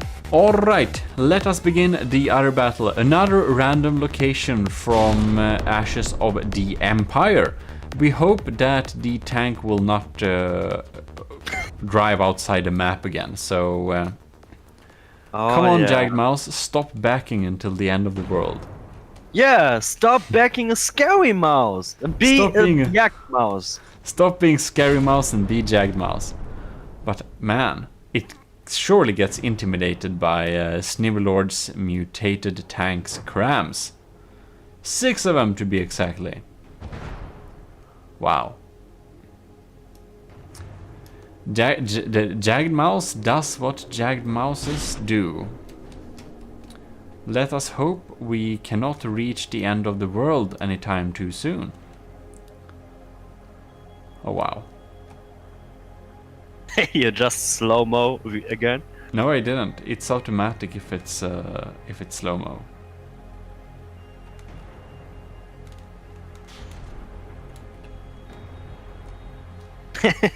Those ground textures. Yeah, they're so repeating. It really looks bad. They need to have some GPU train generation as well as some GPU, oceans. They are nice. What happened to the mutated tank? Whoa! Whoa, the AI is fried, isn't it? I think the AI is fried. Might be possible, yeah. Oh. This looks bad. Will it regenerate? No, was it? What? Did he not have any? I don't remember. I think. No, on the back. If I can remember correctly, they are back inside somewhere. Yeah, maybe will G regenerate, but man, I think actually the Jagmouse is deep penetrating and took him out. Why is it still backing up, man? I don't know. It's just God scary. damn, it bothers me. It's intimidated. Wow. Something important is definitely offline here. But damn. Wow. Is that the end? Really? Like, that's what I'm thinking as well. Is this really the end? Is the mutated tank ending just like this? Do we have a case of not well enough protected AI blocks again? The same reason we were able to take out revenge on the mutated hauler in the earlier tournament. I don't know, but it seems like it. Oh man. I mean, it looks like the mutated tank is also not repairing anymore. Yeah. I think the repair bots are gone as well, because there's not a single material gone since actually minutes. Yeah. That's true. I think it's definitely going to get wrecked by the Jagmouse. That's a very sad way to end, to be fair. It surely is. We almost thought that Snivelord's mutated hauler would have won, and I think if you pitch these against each other enough a number of times, I think that Snivelord will win some of the times, absolutely. But not this time, it seems. It seems indeed that Jagmouse from Game Boy is the winner of this particular battle. Because this thing is so sad. Sad. Poor thing. Oh yeah. It just sits there. And the Jagmouse is just sitting here and chilling, back and forth and firing some shots. Yeah. Damn. That's about it. It doesn't hit very well, does it? There's at least a bit of a moving, oh, so the mutated tank is still alive. The wheels on the front are wiggling. It is. It seems it will not get back anytime soon. Poor thing. Oh, steam engine also ripped. Oh, that was a nasty hit. Okay, now we can all enjoy the slow destruction of Snivelord's mutated tank. Poor thing. And there we go. It's officially under 55% and will degenerate basically now. Bah. Damn! GG, good game, Game Boy. Jagged Mouse wins this battle over mutated tank by Snivelord. We are still on the losers bracket, and this time it's Ad Necrias, Thork versus Game Boy's Jagged Mouse. So we should indeed let the battle begin and see which one is the better. This battle will probably be pretty matched, I would say. Hopefully we will see some action of the Ad Necrias huggers, which is a very funny feature. And hopefully our character won't die standing there, but we shall see indeed. Alright, get us some hugging action. Does it not? Come on. How? Why? Okay, deal some damage, it does. But the huggers seem to... No! Oh yes!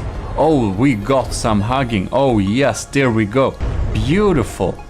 Ad Necrias, great feature. I love this feature. Might not work every time, but this time it worked. Beautiful. That's pretty interesting. Cool feature. Oh wow! Look, Jagged Mouse shot off Ad Necrias Thork's tank turret. It now only has this melee weapon to use for combat. Oh god, it's if it's out of reach, it's totally lost, because the Jagged Mouse continues to pound on. But it's also not fleeing. This time it seems like the Game Boy's Jagged Mouse is not the scared mouse anymore, which is not very good for him, because this little arm is pretty dangerous. But what does Ad Necrias Thork do? Why does it back away? What's the reason? It's at 76% and Game Boy is at 84%. It seems to choose to go closer in any case. Interesting. See what happens here. It's pretty close. Will be interesting if the Ad Necrias Thork's turret will regenerate, but I'm not sure that is very likely. The Jagged Mouse has dug a hole inside the tank, which is pretty devastating.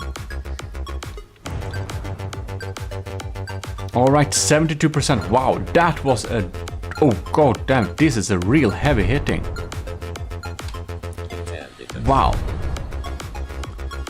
That's some power. It's so close. 67 versus 70. It will not regenerate. I do not think that turret will regenerate, but as long as this arm is intact, I think that Ad Necrias Thork has a chance.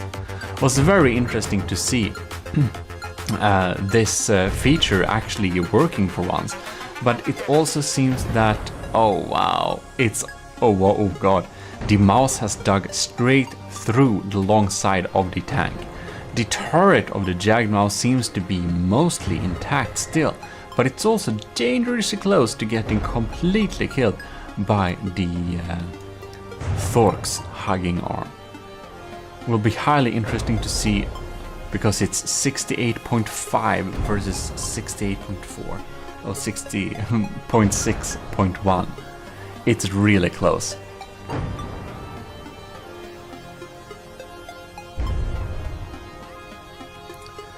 Well, this battle seems to have...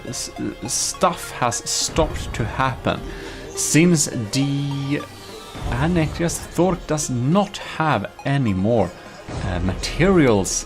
It does have materials, but it doesn't have more engine power, and it has less materials. So it actually looks like the Jagged Mouse has indeed taken the advantage here. Since it won't go closer, both of their engines seems to be pretty disabled, and since only one of the battle arms are working, it's really not much it can do. Ad Necrias Thork at 62%. Yeah, if it reaches below 55, it will self-disintegrate.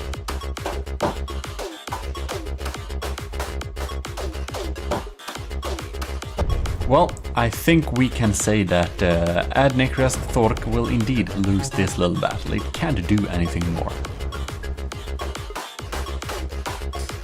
57.6. Yep, it's going down and the jagged mouse is going up. So it seems that Jagged Mouse has the opportunity to meet the loser of the winners in our next battle. Very interesting, so keep tuned for that. In any case, I hope you have enjoyed this little episode. This is GMODIST Total Nerdery channel, and you have been watching the Jagged Mouse killing Adnecrius Thork, because it is, after the next shot, bam, below the threshold.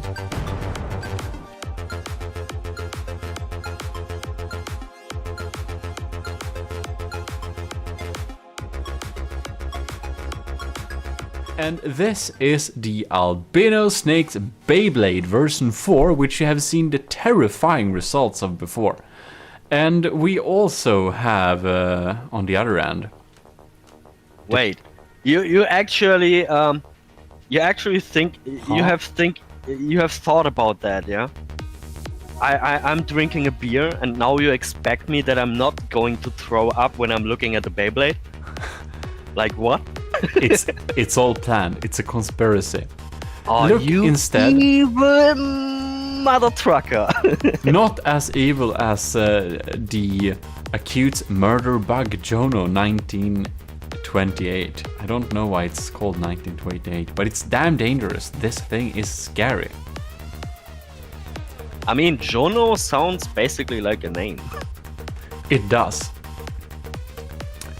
But should we begin this battle? This is highly interesting. Like, the Albino Snakes Beyblade version 4 has had real good performance before, while the Acute's Murder Bug has had the same. They all won the previous battles. Like, all of them are winners straight through. To be fair, the last battle from the Beyblade was kind of weird because he wanted to transform with the Jagged Mouse or something. That's true. It wasn't a clear. it wasn't a win we would have hoped for, but that's what we got. So, anyways, but they are still both winners, and you know the terrifying intensity which of the Beyblade can destroy enemies in close distance. Oh yes, stupidly OP. That's true. Yes, it's my fault. I allowed melee. But should we begin this battle? Yes. Of course. Lay. Whoa! Wow! Almost did a wheelie. Yeah, it did a wheelie. It wanted to show off. It did. Oh! Whoa! Beyblade is getting in. Oh lord! Oh my god! What the hell? Oh wow! It seemed to had some time before it started spinning. It doesn't spin all the time either. It's really weird. No fucking way! Whoa! So close. This is no fucking way. This is a dance. God. It's doing the Tokyo Drift, dude. Literally the Tokyo Drift. Oh my god. Everything is spinning. God. Even the missiles are spinning. Oh my god. This is fucking sick. By the way, like, epilepsy warning. Yeah. Highly. This is insane. Oh lords. Oh yes. Wow, like the agility of the murder bug is pretty insane. It just slides around, it's crazy. Somehow the Beyblade blade stopped. How come? Dude, I am fucking impressed. Oh, this yes. is ridiculous. Like building a vehicle that is able to evade the Beyblade, even though it has 2 anchors inside. It's pretty impressive. I mean, to be fair, it got hit one time, but it on the front, but it was not causing a lot of damage. And now it's drifting around it. This is insane. Wow, it is. They are like, the murder bug is 100% and the Beyblade is at 94%. So while murder bug is in the lead, well, it's pretty close. The Beyblade can switch it around pretty quickly if it gets into contact. Ooh, that's close. Yeah, this is some scary stuff. The Beyblade is seriously dangerous. Like, seriously. Oh yeah. Mm-hmm. But holy shit, dude. This drifting is insane. I mean, when the murder bug is able to cut off the blades, it's pretty much over. If the murder bug will be able to cut off Beyblade's blades, the Beyblade is wrecked. But oh lords, oh wow, it got in close. Oh no. Wow, that escalated quickly. Wow, it really did. And somehow it's still kind of ish alive. Seems that the blades are now smaller. It's now Murderbug 84, Albino Snake Beyblade is 94. 84, 94. It's definitely by no means decided. It's not as close anymore, and it isn't able to get close. Something happened to the engine, did it? It's a little bit sad. Know. Remains to be seen. One thing that's pretty interesting is that the connection for the Beyblade blades are heavy armor, which are susceptible to EMP damage. So if it can just circle around and pop in EMP missiles forever, the Beyblade's blade will get wrecked eventually.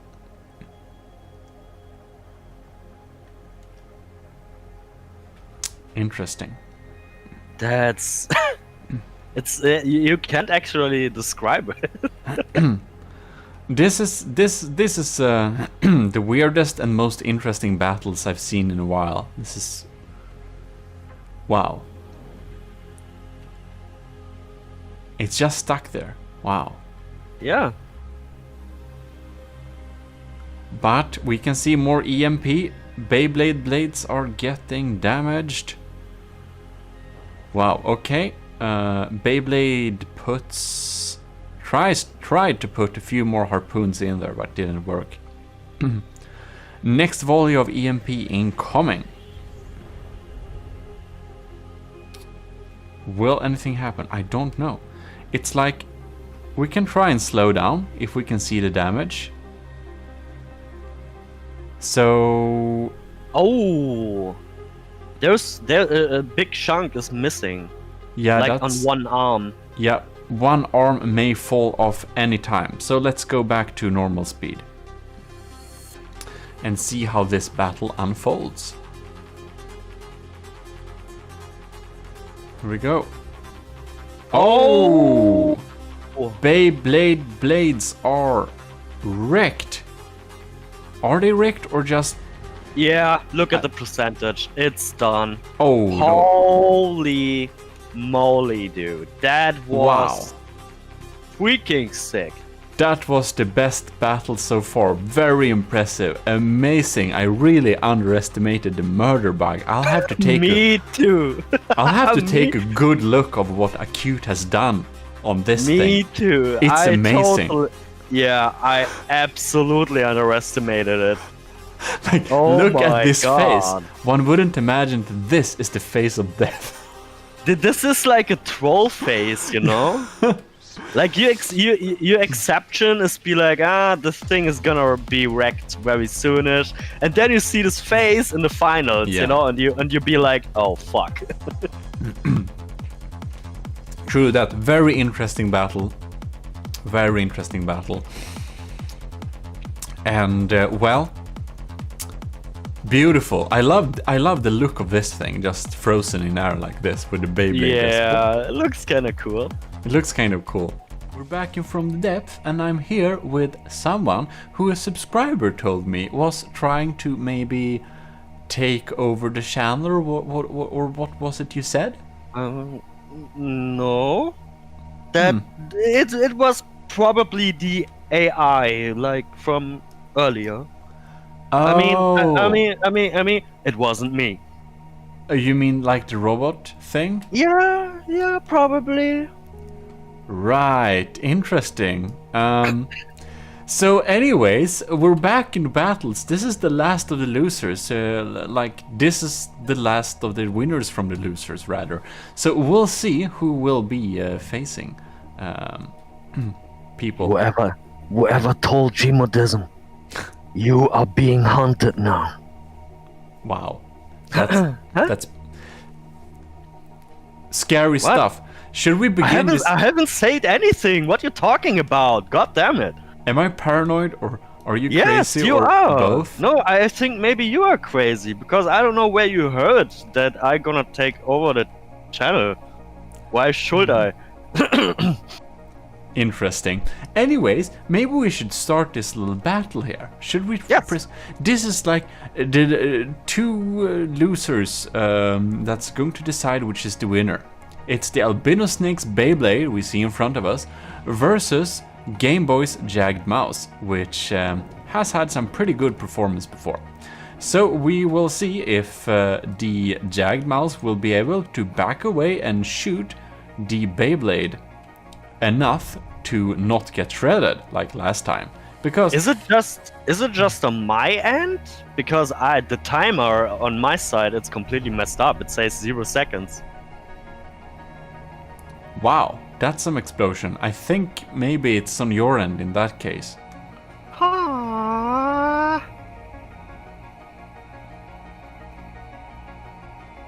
Oh wait. No, I have a nightmare.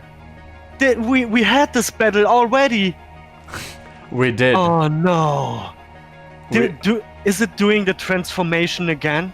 Oh no, I think it does. Did the stream die for you? No. Okay, you still see, it's just a timer or something. Yeah, it's just a timer.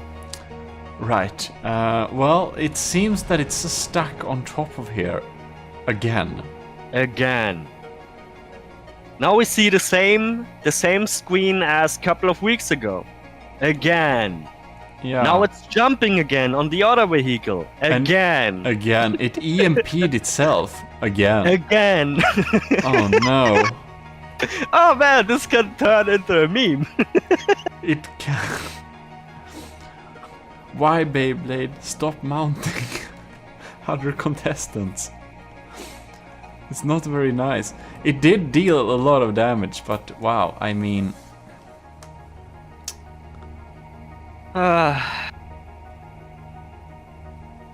Wow, yeah. Oh! They see me Yes. riding. They hate it. They do. Everyone is.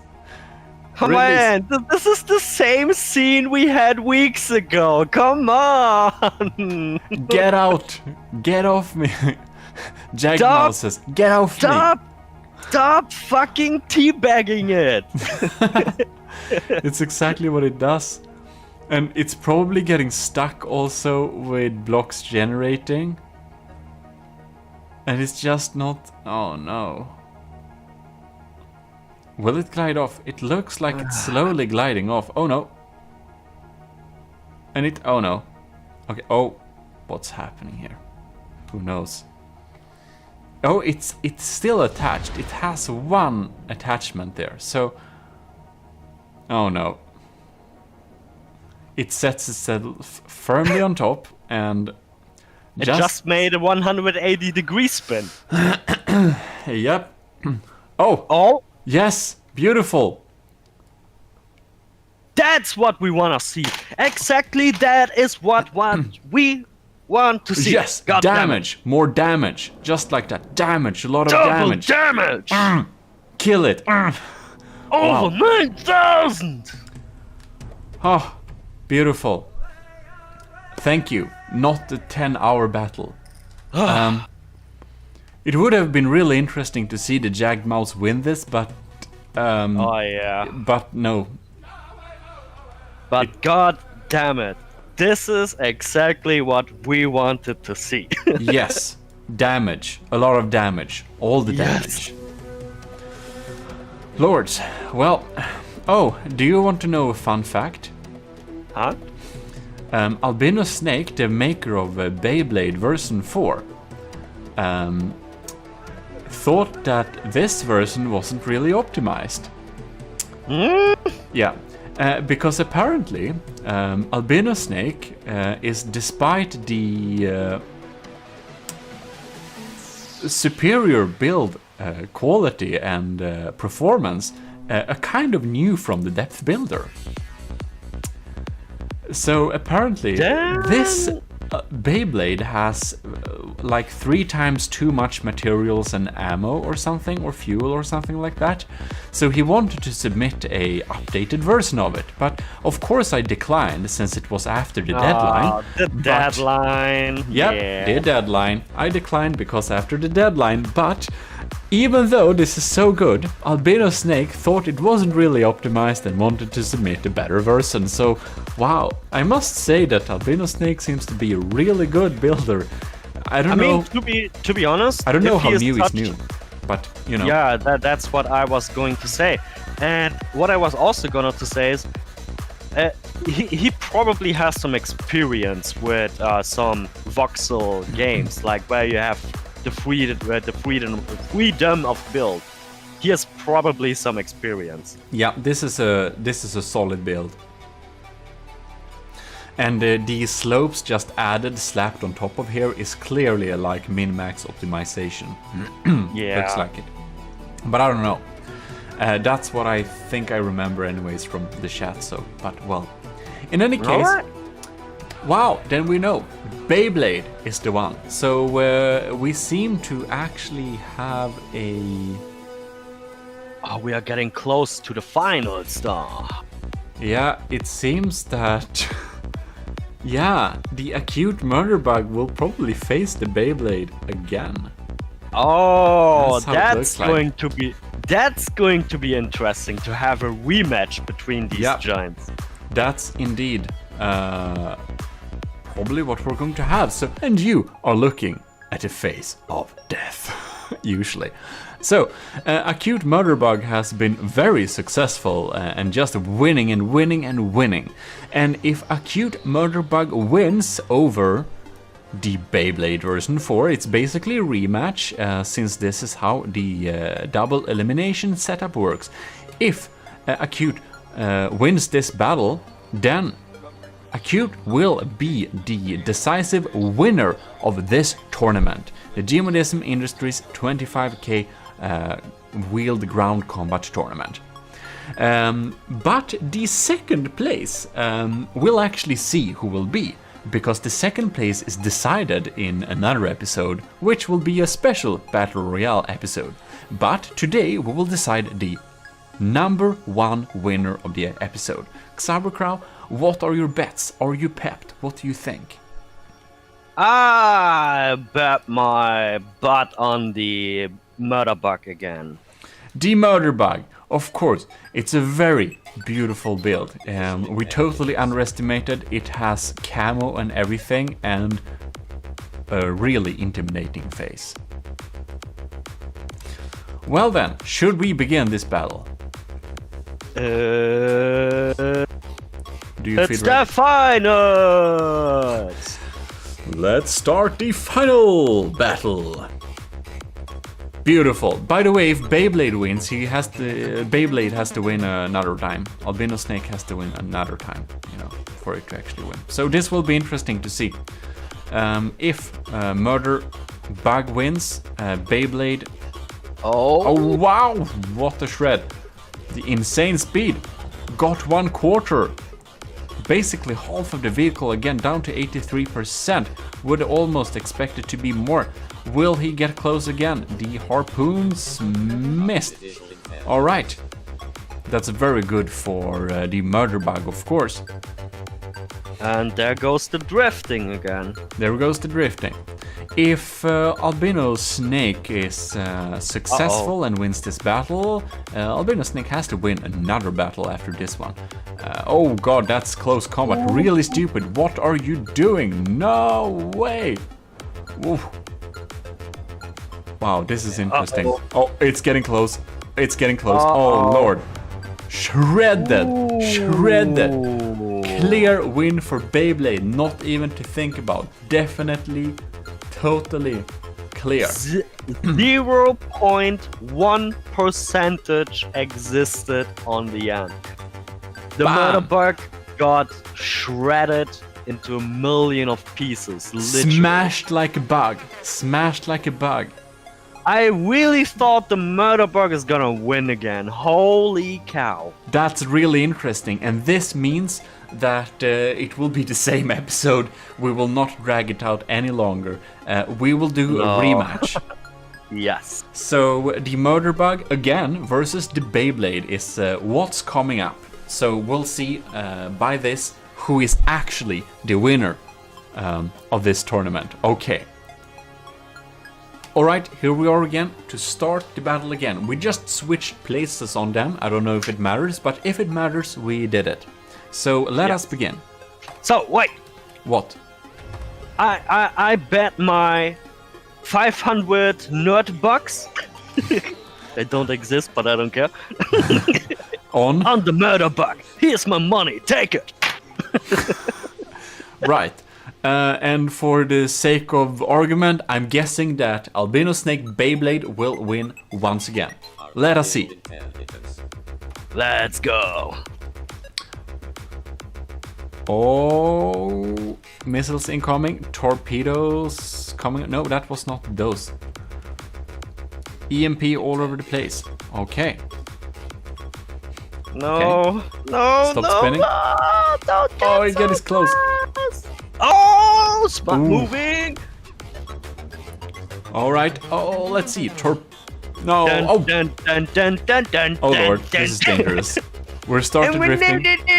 Tokyo Drift. Oh, it's getting in close. Oh no, no, What is it no, doing? no, don't do it. Ooh, dangerous.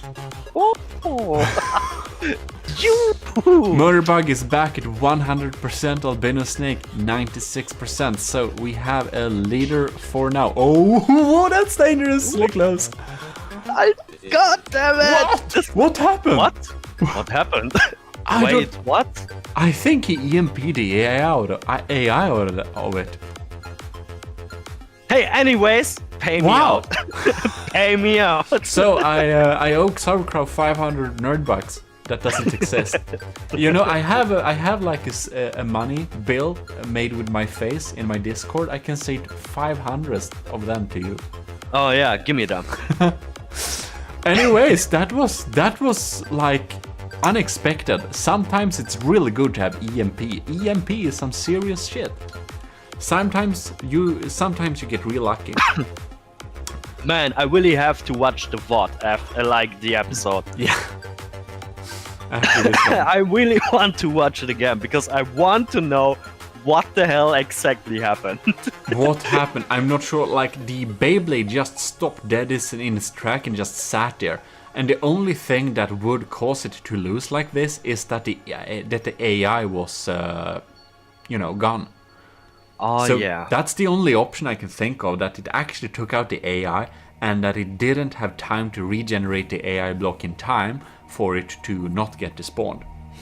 Yeah. But anyways, drumming. We have a winner. Ding, ding, ding. We have a winner. Congratulations, Acute.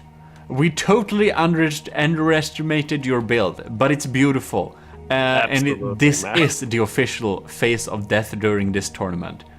No, yeah. I thought I win the thumbnail. No. You had the first thumbnail, that's something. But, well, congratulations, Acute. You win all the honor.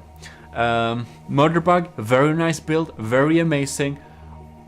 Stupidly OP. Stupidly OP, we didn't expect this performance, this drifting, this speed, this everything. Very good, very amazing, very cool. You was even able to defeat the dreaded melee combat ships, that melee combat like vehicles that everyone thought we should ban. You won. Oh yeah. It was a close call, but you won straight off, so congratulations. And well, I can safely say that the Beyblade will in any case have the third place in this tournament, but the second place we will leave for the Battle Royale, just for fun, to, keep a little bit interesting. So keep tuned for next week. We're going to decide the second place winner, and we will really conclude. And we can see all our builds in combat too, which is nice. Oh yeah, that's true. This is 25k GMODISM Industries Wheeled Ground Combat. This is the last of the 25k ground wheel combat, and we will this time decide the second place winner of this tournament. Because indeed, we've seen the winner already, and that was glorious, but this time we are going to see who's second place, and that we will do by Battle Royale, because it's way much more fun. Battle Royale. That's true. So, first out, we have the... are they not in order? No, they are not in order. Okay, whatever. First of all, we have the Beyblade. Beyblade version 4 versus from Albino Snake. Very impressive. And we were just discussing that maybe we should have a rule on how long your name can be, as you probably can see. Yep. But whatever. Albino Snake, Beyblade version 4, very good build. Yes, and we are talking. Yes, we are talking about you, Fate, are we? We are. Acute Murder Bug, the winner of this. Even if he wins or doesn't win this, it doesn't matter, because, you know, he's already won. The winner. Yep. So, next out here we have, they are in order, by the way, I just messed up. Norda wins GK Crusader 25k. Cute and more powerful than you would think. The Warhammer 40k Space Marine tank. Yes. And now, Team 4. Nani! Glorious! Nick. One Piece ship, not very impressive in terms of firepower, but very impressive in terms of Mimic 2.0, which is known as decorations. No, it's Mimic 1.0. It was made before the Mimic update. Oh, you made all this with real Mimic blocks? Yes, because Why? the Mimic update was released 1 week after I built it. Oh, and you mean all these Mimics took time? Yeah. God damn it. Anyways, moving on, we have Team 5, which is Fiddler 455 baby, Grinder. grind on me. Oh wait, what? It got carried away again. God damn it. And this is the official crab. Look at his face. It's a crab, but it's very cute. So then we of course have Team 6 Game Boy Jagged Mouse. Very nice. 9. No. Scary mouse. Oh yes, Scared Mouse, dependent on how it performs this time. Team 7 Snivy Lord Mutated Tank. Very impressive.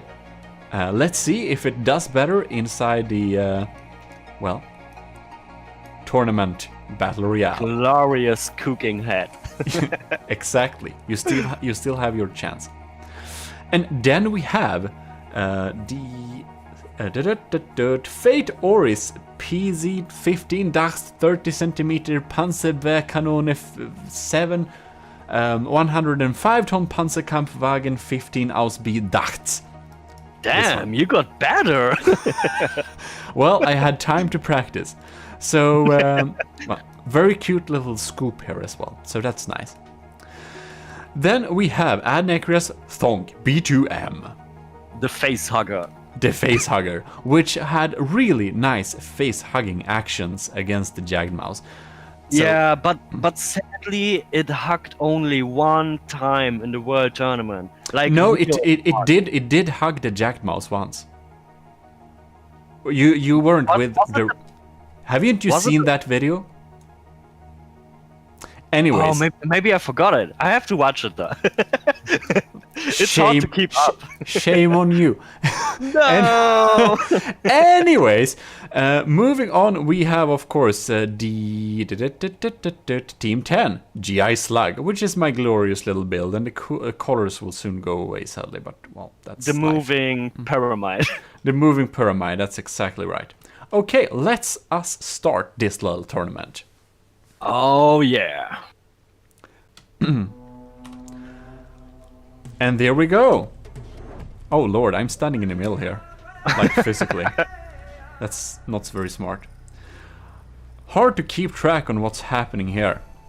Yeah. We are kind of want to check out your mimic build. I think it's fleeing. Look at the... Oh my god, did I actually made a smart move because I just have 8,000 materials and everyone else is not counting me as dangerous? Do I survive, maybe? I think so, except my crams are aiming straight at you. Oh, you asshole, you're targeting me! No, I think I changed my mind. You're not! You're shooting me! How dare you! Oh lord, it's so hard to keep track of everyone. Yeah, that's really hard. Oh my the god, Beyblade. the melee! The Beyblade shredded something! Mutated holder is out of this. No, that was the Jagdmaus! Was it? The Jagdmaus got shredded! What happened? Oh lords. Wow. Oh my god, there's so much going on. I can't keep track of all the... It's so overwhelming. Yeah, something happened with the Sneevelord's mutated tank, which I always call the mutated holder for some Wait, reason. look at this! Oh lord! What? No! Whoa! You got face hacked! Oh, so sad.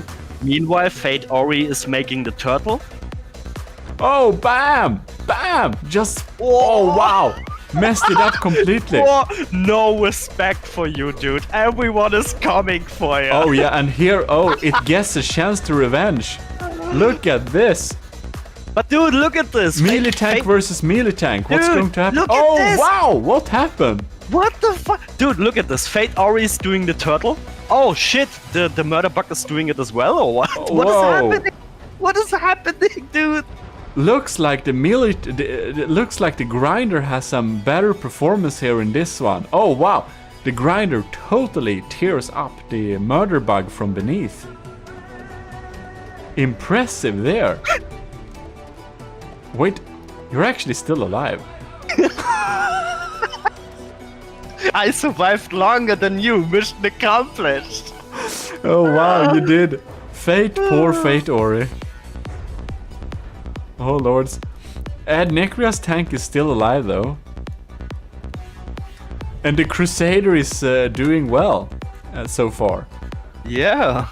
I can't. It's so much text I can't even see. But I think you are actually leading in terms of health. Yeah, I do. No, you're not. No, the I'm grinder not. is better. The grinder. Oh, looks like you're having problem with the grinder now. Oh, left you alone. This is really interesting. Okay, what's going to happen even? Like you I do. don't know. Was it Fate Ori that kind of escaped the entire last tournament? And just, you know... I don't know. Or was it... No, it was Elzu, right? Elzu. I don't know anymore, dude. I think Elzu built a ship that just went away and camped. Anyways. The grinder is getting...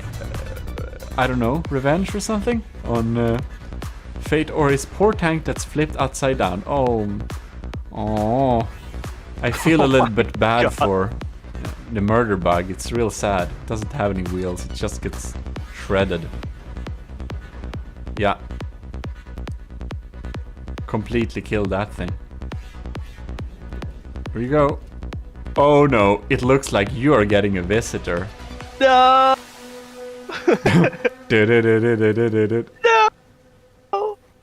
Oh, that was fast.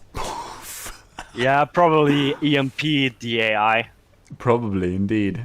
I forgot to place repair bots and stuff like the utility stuff. Yeah, that would probably have helped. Did we miss some melee combat here? I saw the arm moving around there, but we have 4 crafts. I don't know how Fate Ori still alive, but whatever. Where's the murder bug? The murder bug got shredded by the grinder. The grinder is doing really well in this tournament.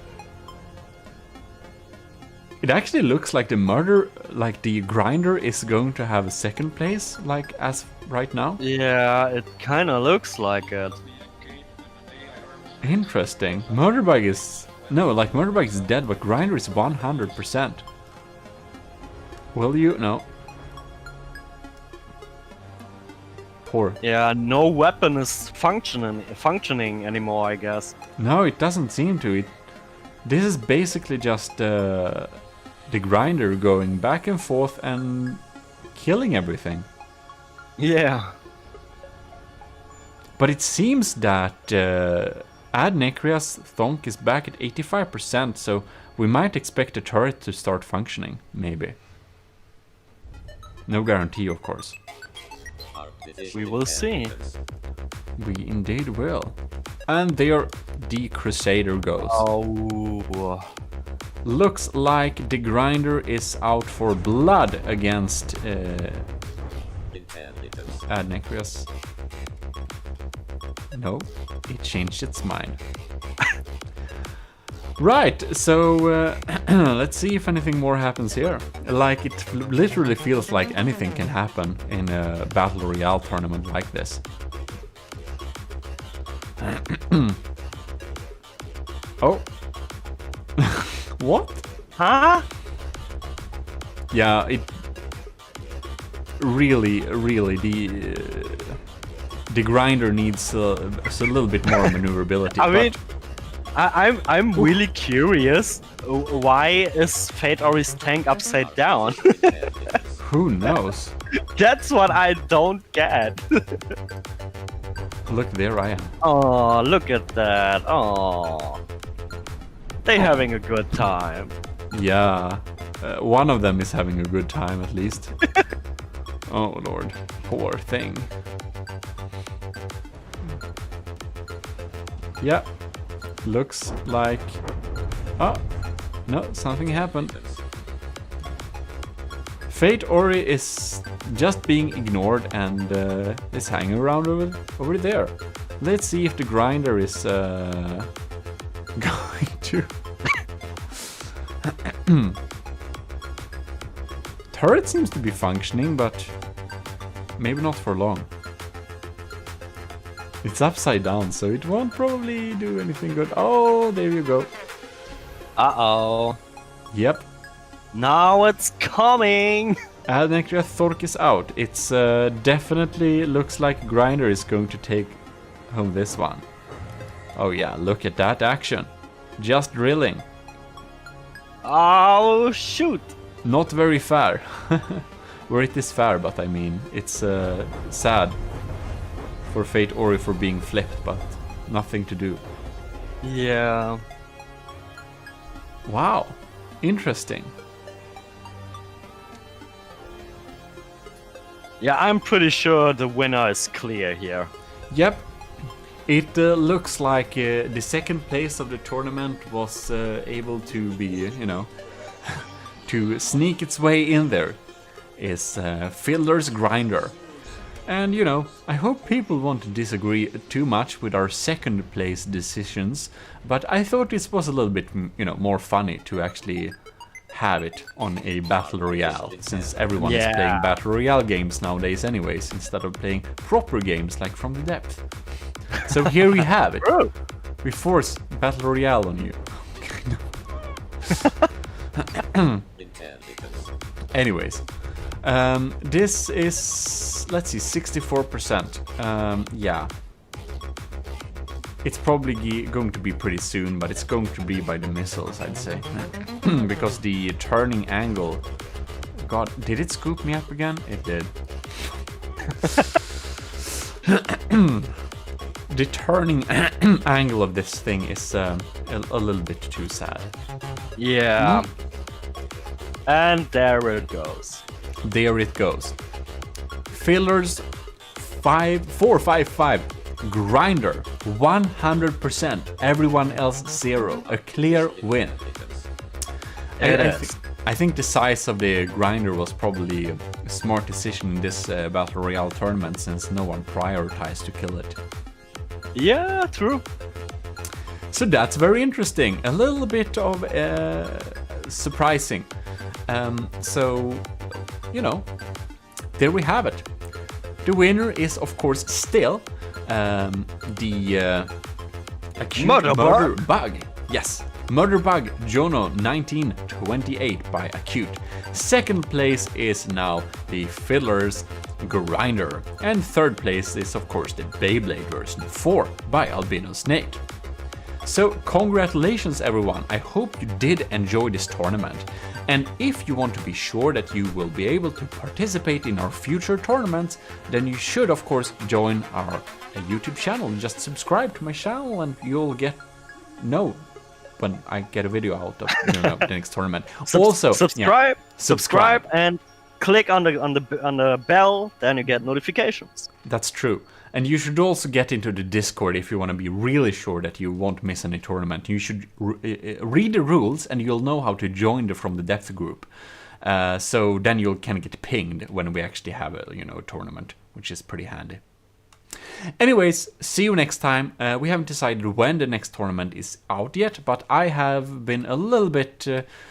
I've been thinking about, would it be nice to make some kind of... I kind of want to have a, pirate era tournament sometime.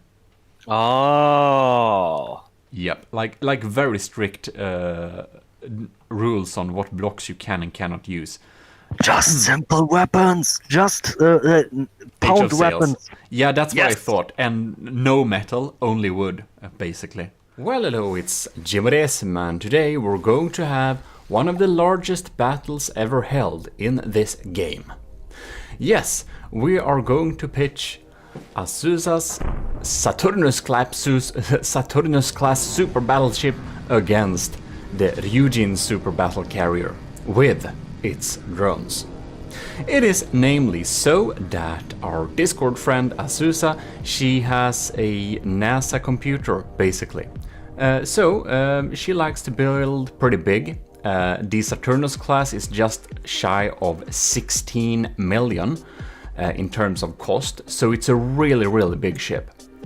And the Ryujin super battle carrier, it's between 6 and 7 million. So the Saturnus class has a advantage of somewhat of 10 million.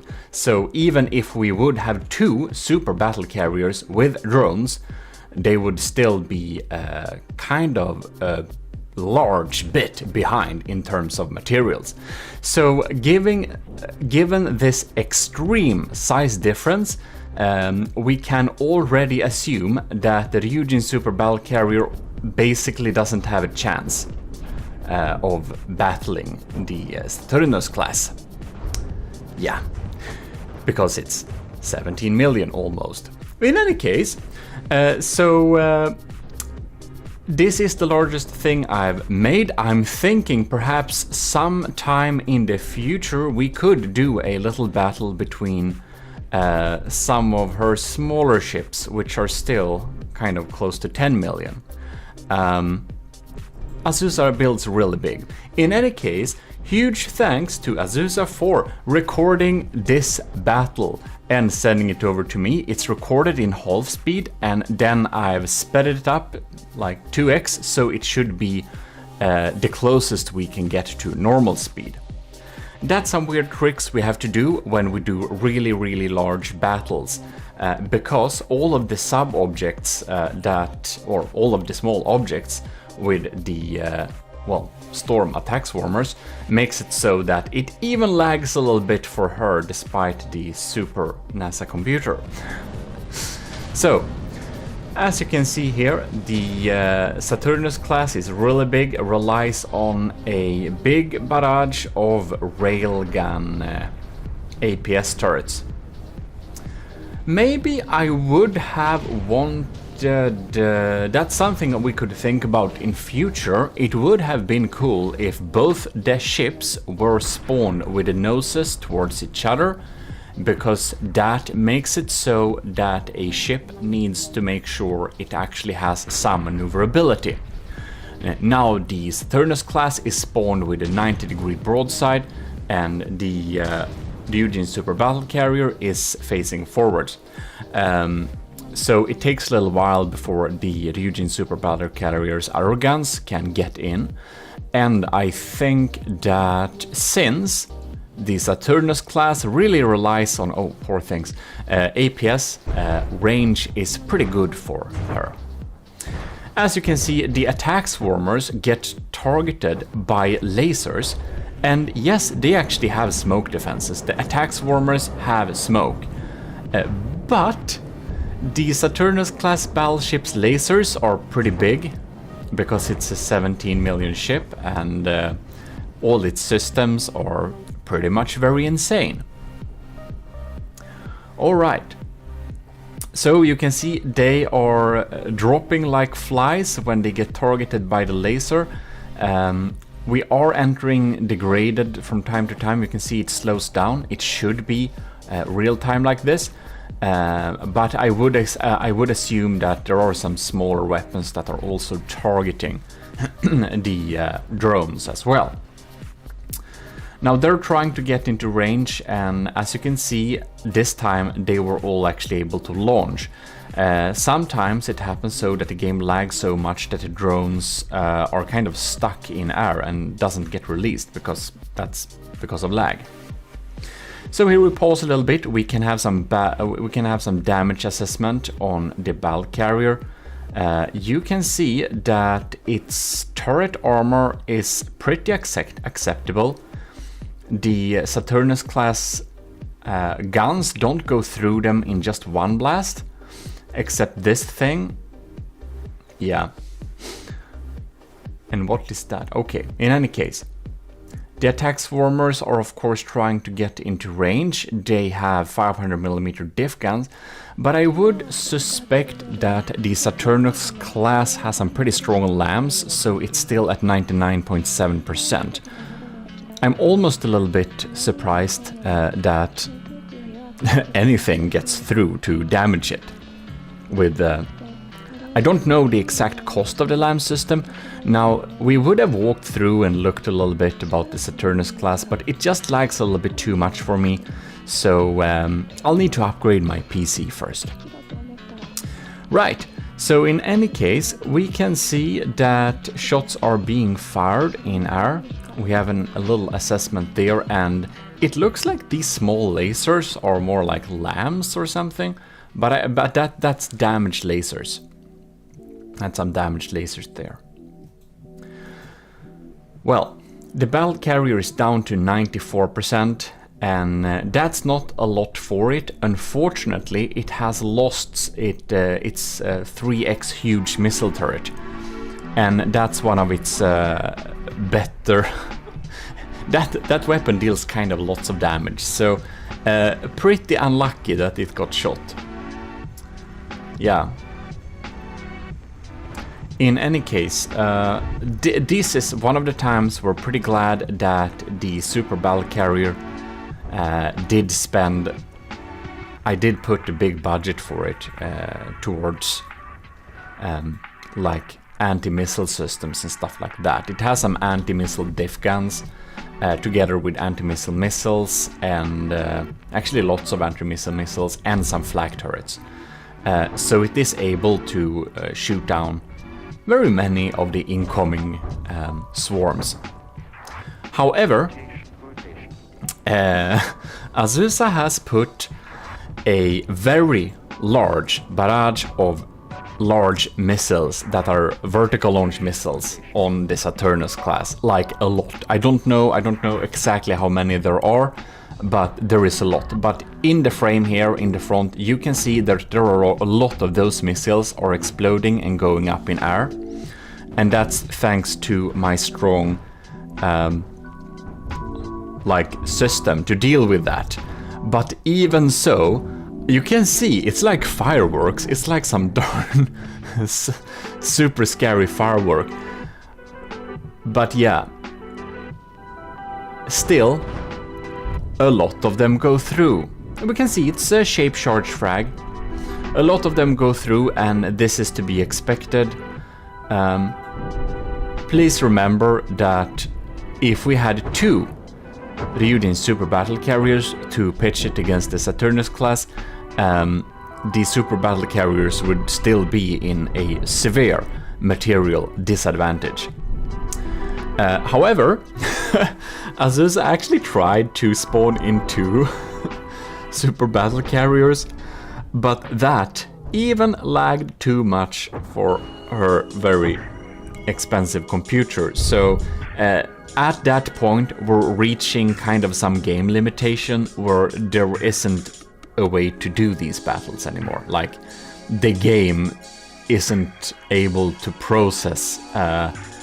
When the battles get large enough, we're not able to process it, and it will stutter anyways. You'll see a little bit in this battle that from time to time, oh look, isn't that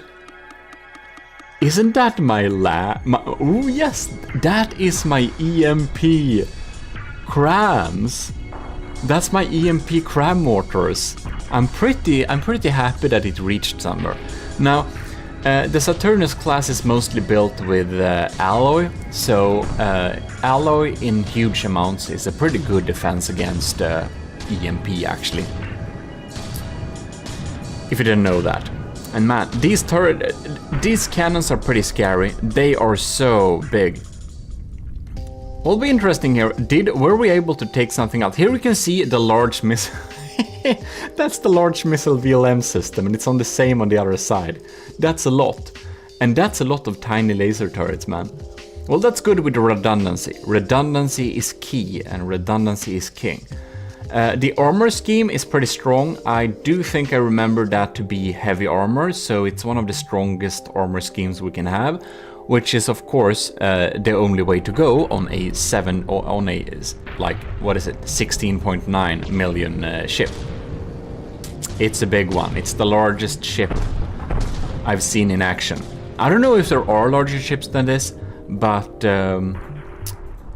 because of the extreme hardware limitations and stuff like that, we can assume that this particular battle we're watching right now might not be one of the most exciting battles you've ever seen, because we all know how this is going to go, but it is one of the largest battles you've ever seen in terms of materials. Because, yeah, and now you can see the swarm is coming again. Holy moly, that's a lot. That's so scary. And I must say, I am actually pretty... that's my missiles coming in there. The Ryujin Super Battle Carrier does have a pretty good VLM large missile barrage as well. But of course, we can't measure our barrage with something that's like 4 times as big. But I am pretty proud of my anti-missile systems, that they are actually able to take out a lot of those missiles. You could see them go off like fireworks before. Ooh, now we're looking pretty sad, man. Oh, yep. Some shots have gone through the turrets there. To be expected, but they won't blow up because of that. They'll just be a little bit slower shooting or stuff like that. So it's okay. That's because it's pure railguns. I don't need to have emergency ejection diffusers on pure railguns. Well, we do have smoke, but we don't have perfect smoke. I'd suspect that this laser system is actually pretty strong, and there we could see a little tail of pack going in there too. So the Saturnus class have some pack too. Right. Oh, and there went... no, there are... yeah. There went the last attack swarmer Mark 1. We only got one Mark 2 left.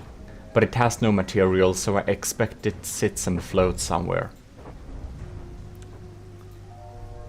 I wonder what happened with the surveillance drone.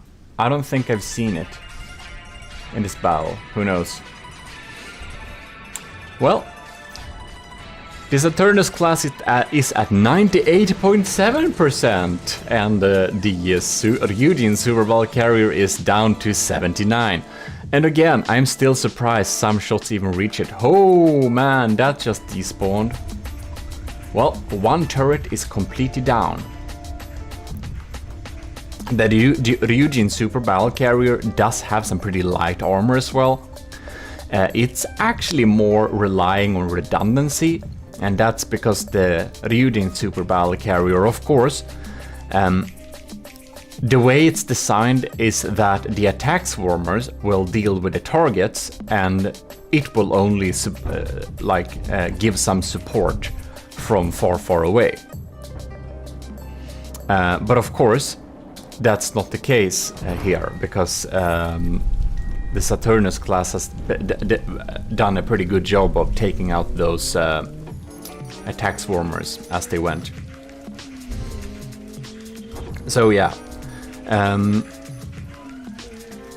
I think that the Ryujin Super Battle Carrier is mostly built to battle ships that are smaller than itself, like most aircraft carriers. They are not meant up to go up against really big targets or really big threats.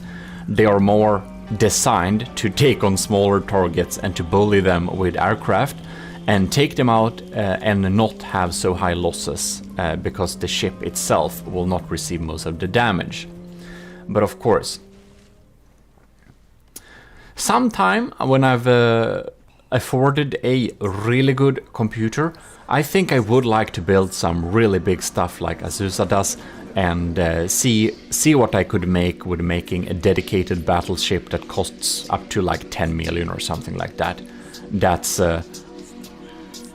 not a carrier, but rather a super battleship of some kind.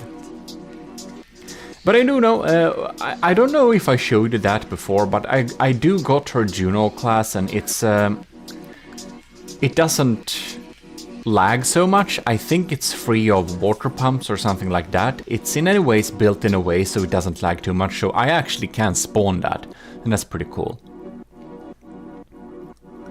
Right. You see there, we have damaged the Civis turret. We've shot through. Poor Civis system. Yeah, well, I'm actually pretty impressed that my guns have went through that far. That's pretty cool.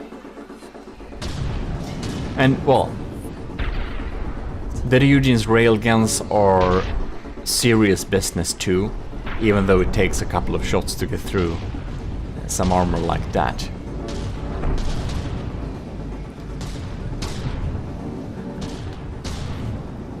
But you know, if we there is, yeah, it's just so big. I think it's extremely hard to win a battle like this. Now it slows down time a little bit. I wonder if there is some kind of lag going on here.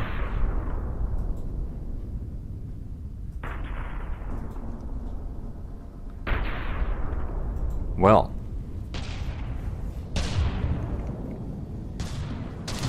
Now we're speeding up again. We can see the Saturnus class has a... or it's actually Saturnius class. Yes. In any ways, it has some pretty large barrage of anti-missile missiles. I do expect that our missiles probably don't go through, most likely. Well, down to 72%. Oh my god, look at that cloud. Man. Now we get the stutters, even though we record at half speed or and sped it up later now. But you can see, man, that's some fireworks. Even though it's 72% damaged, it seems we're able to take out a large portion of that swarm. That makes me happy, and that's good, because the remaining missiles makes me very sad. So much damage. Yeah. And there went some more percentages. Well, at least the Super Battle Carrier, it won't sink. I'm so surprised that this little diff platform is still floating there, but they're not aiming. And this is because they are not set up to battle with a distance this far, which would have been a little bit action improvement, I think, if they've spawned with the noses to each other, because I would expect that the Saturnus class ship doesn't turn on a dime exactly, the Ryujin Super Battle Carrier certainly doesn't, so I would expect it doesn't do that, and that means they would have gotten closer. And if they would have gotten closer, the Ryujin Super Battle Carrier would use much more of its diff capacity to deal some damage there.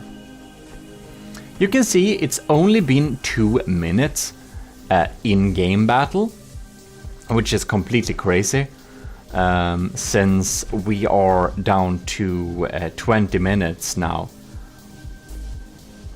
Yeah, it's been like 20 minutes of recording.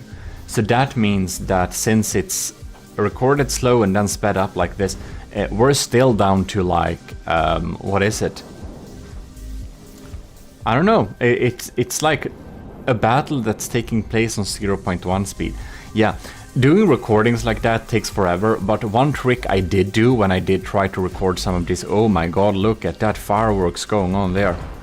Well, at least those anti-missile missiles are doing something. Yeah, I think that Ryujin Super Battle Carrier would have been dead a lot sooner if it wasn't for its capacity to deal with some missiles and crams.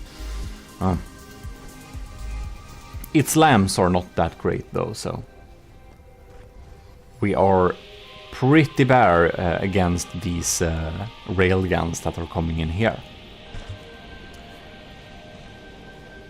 All right.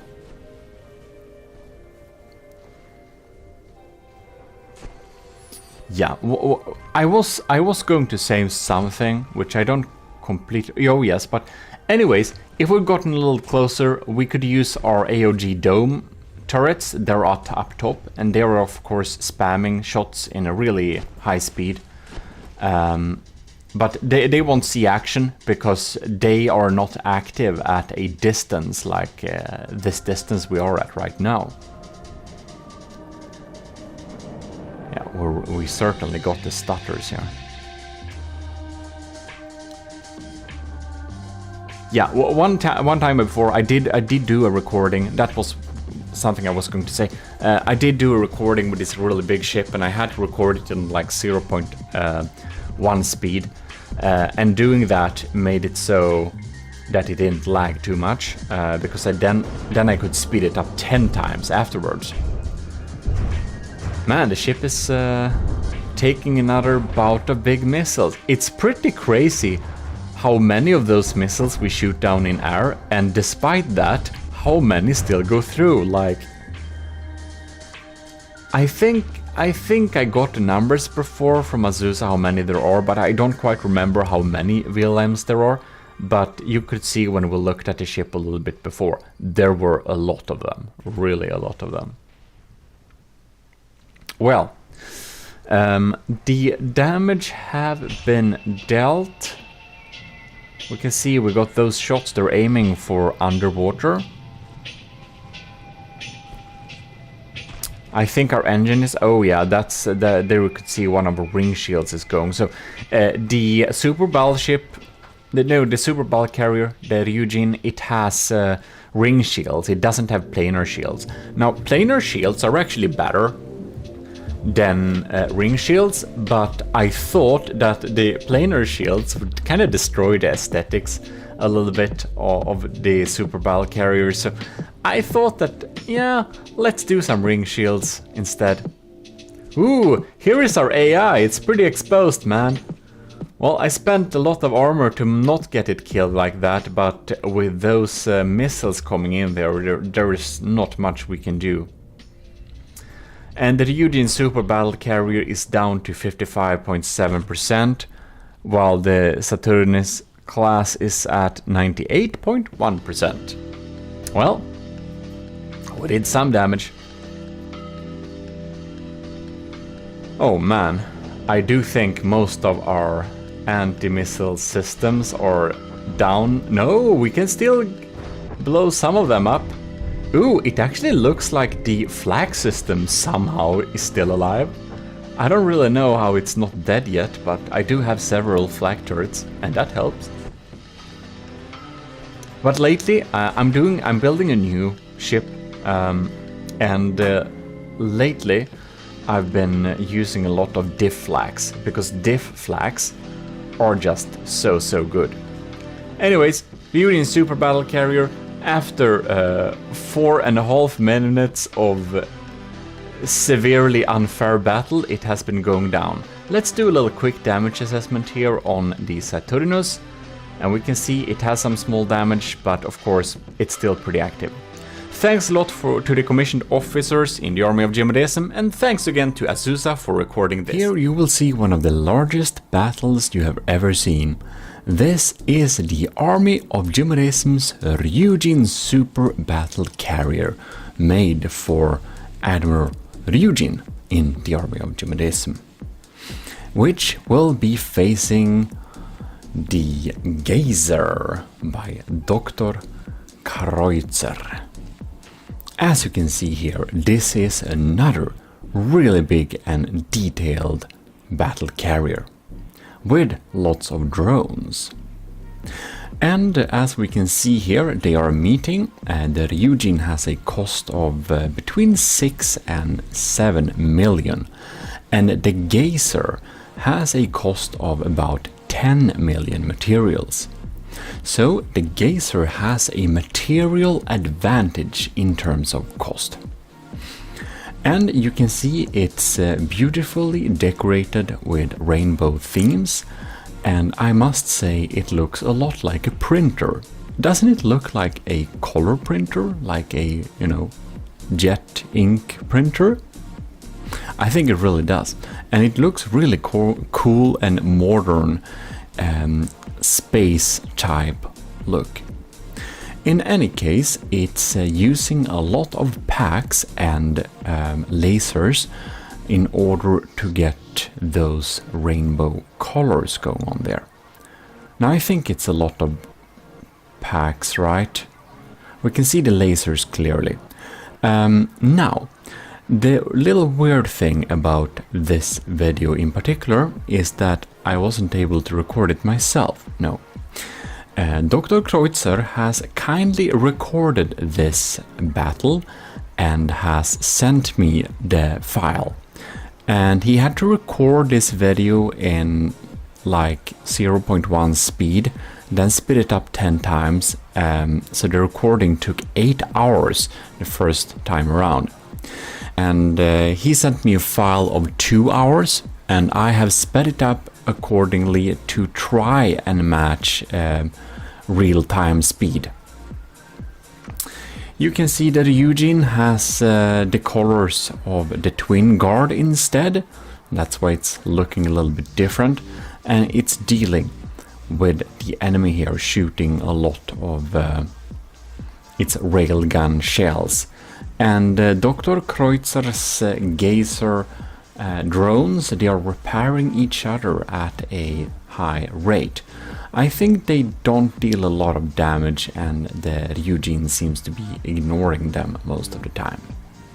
But if you're wondering why the game speed may feel a little bit weird, well, that's because it's sped up and sped down in a very unpredictable way, because of course From the Depth is not really adapted to have battles that are this large.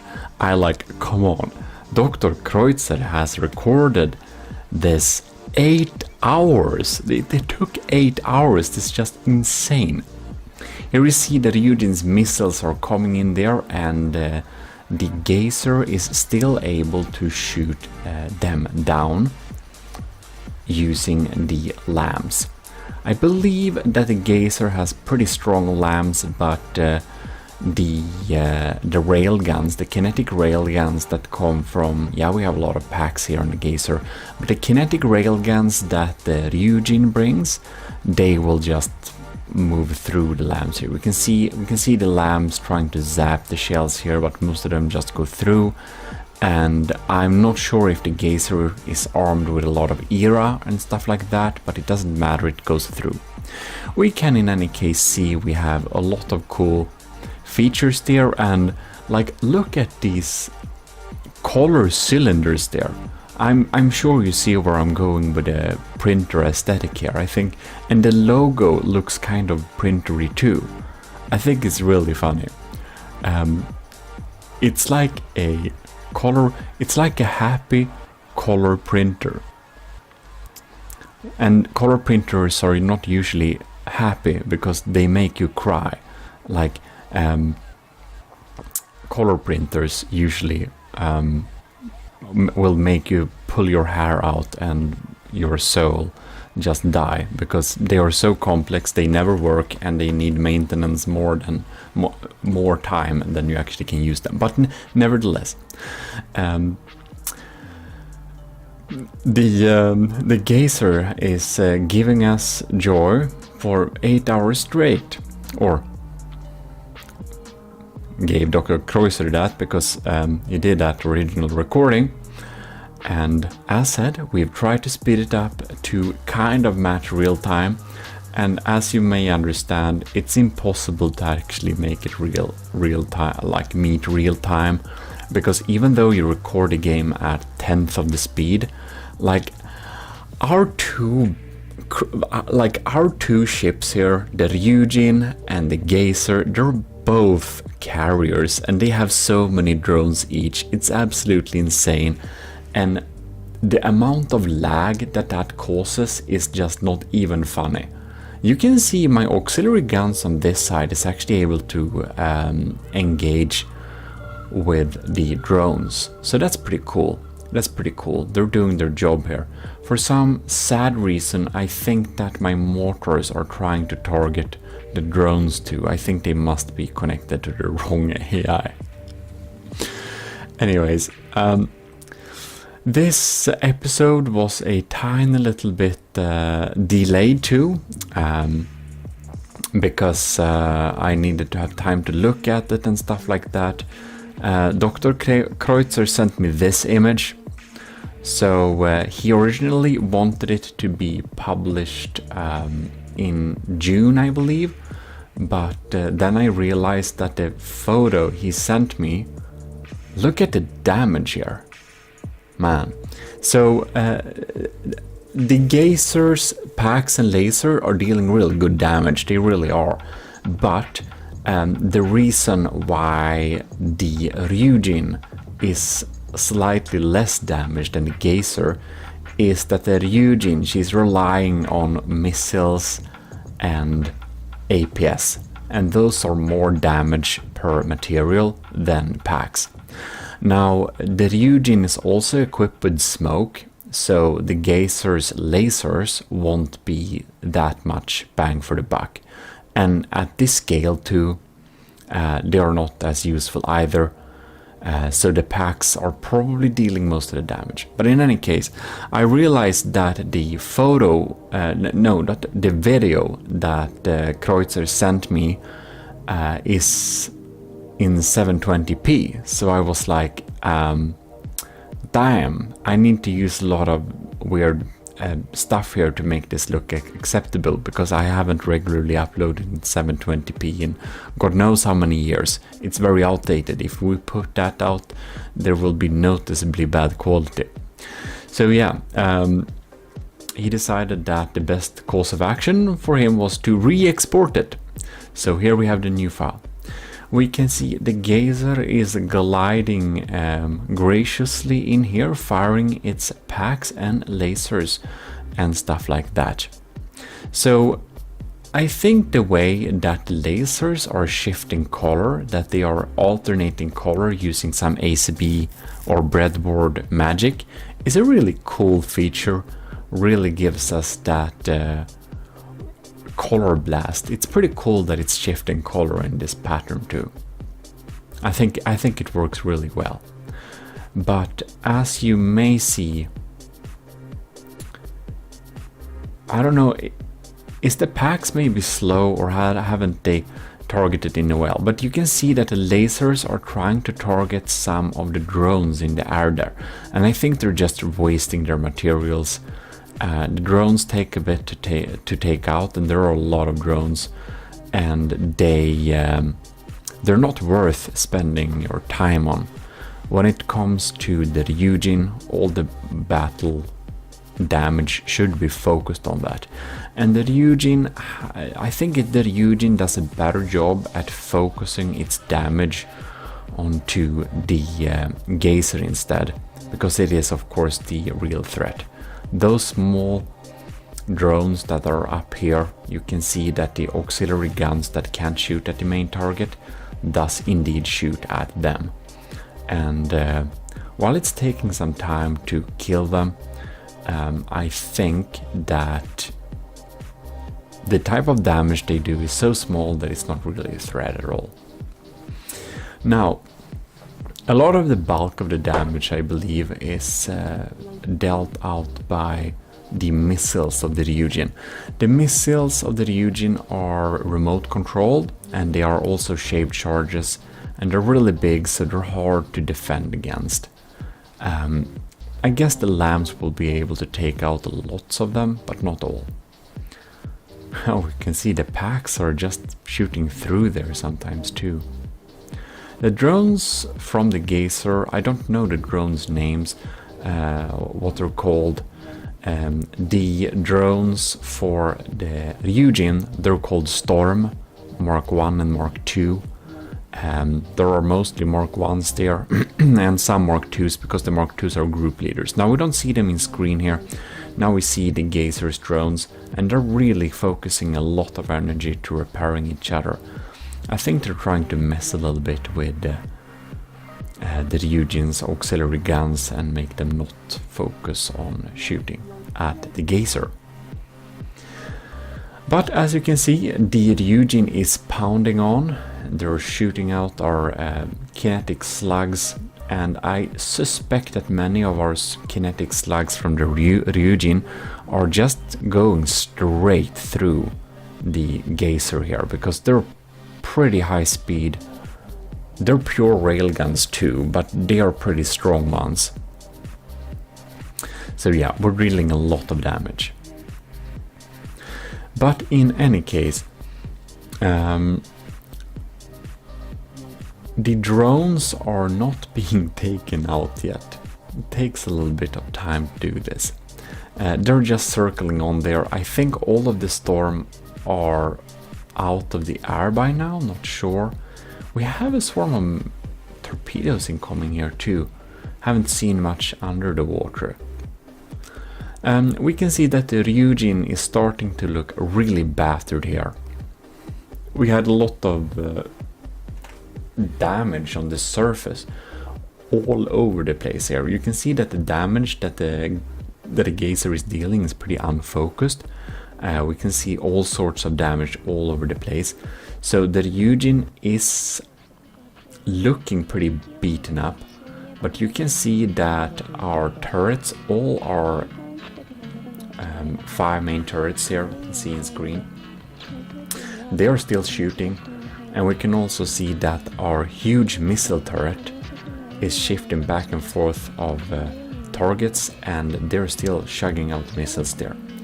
So even though it looks really beat up, mostly the drones have taken damage, but the Ryujin's main batteries are still online. We can see we fired another huge missile there. Now I'm not 100% sure the huge missiles are actually getting through the defenses. We'll see if we'll be able to see it there, but there we could see a really dangerous hit with some of the VLM's vertical launch heat missiles there. Well, the Geyser's laser is lasing on, and the packs, the full rainbow colored palette packs, are still firing. But packs are not a lot of damage for your buck, so do remember that the Geyser is a 10 million ship, and the Ryujin is only 6 or 7 millions. So the Geyser is a lot more expensive than the Ryujin is. So even though the Geyser is more expensive, she's relying on packs, right? And lasers. And the lasers are not able to deal a lot of damage against the Ryujin. They were able to zap out each and every of our 16 Storm drones here, but when they're trying to deal with the Ryujin itself, she's standing strong. You can see the shots are still popping in there. The packs, however, of course deal damage, but it's, as I said, it's not a lot of bang for your buck. In general, like PAX has use case scenarios that were really good, but a lot of the times PAX are not worth it. They really aren't, and this can be an example of it. But of course, it could be possible that perhaps the Geyser would have better chances of winning if it actually focused all of its damage against the Eugene and didn't care much about those drones. Because even though that the storm drones are of course no joke, at this scale, with these big ships, they kinda also are a joke. Anyways, I really like the bulbous bow of the Eugene. I think that was a good design. In any case, we can see here that the auxiliary guns are also trying to shoot here. I think they're targeting the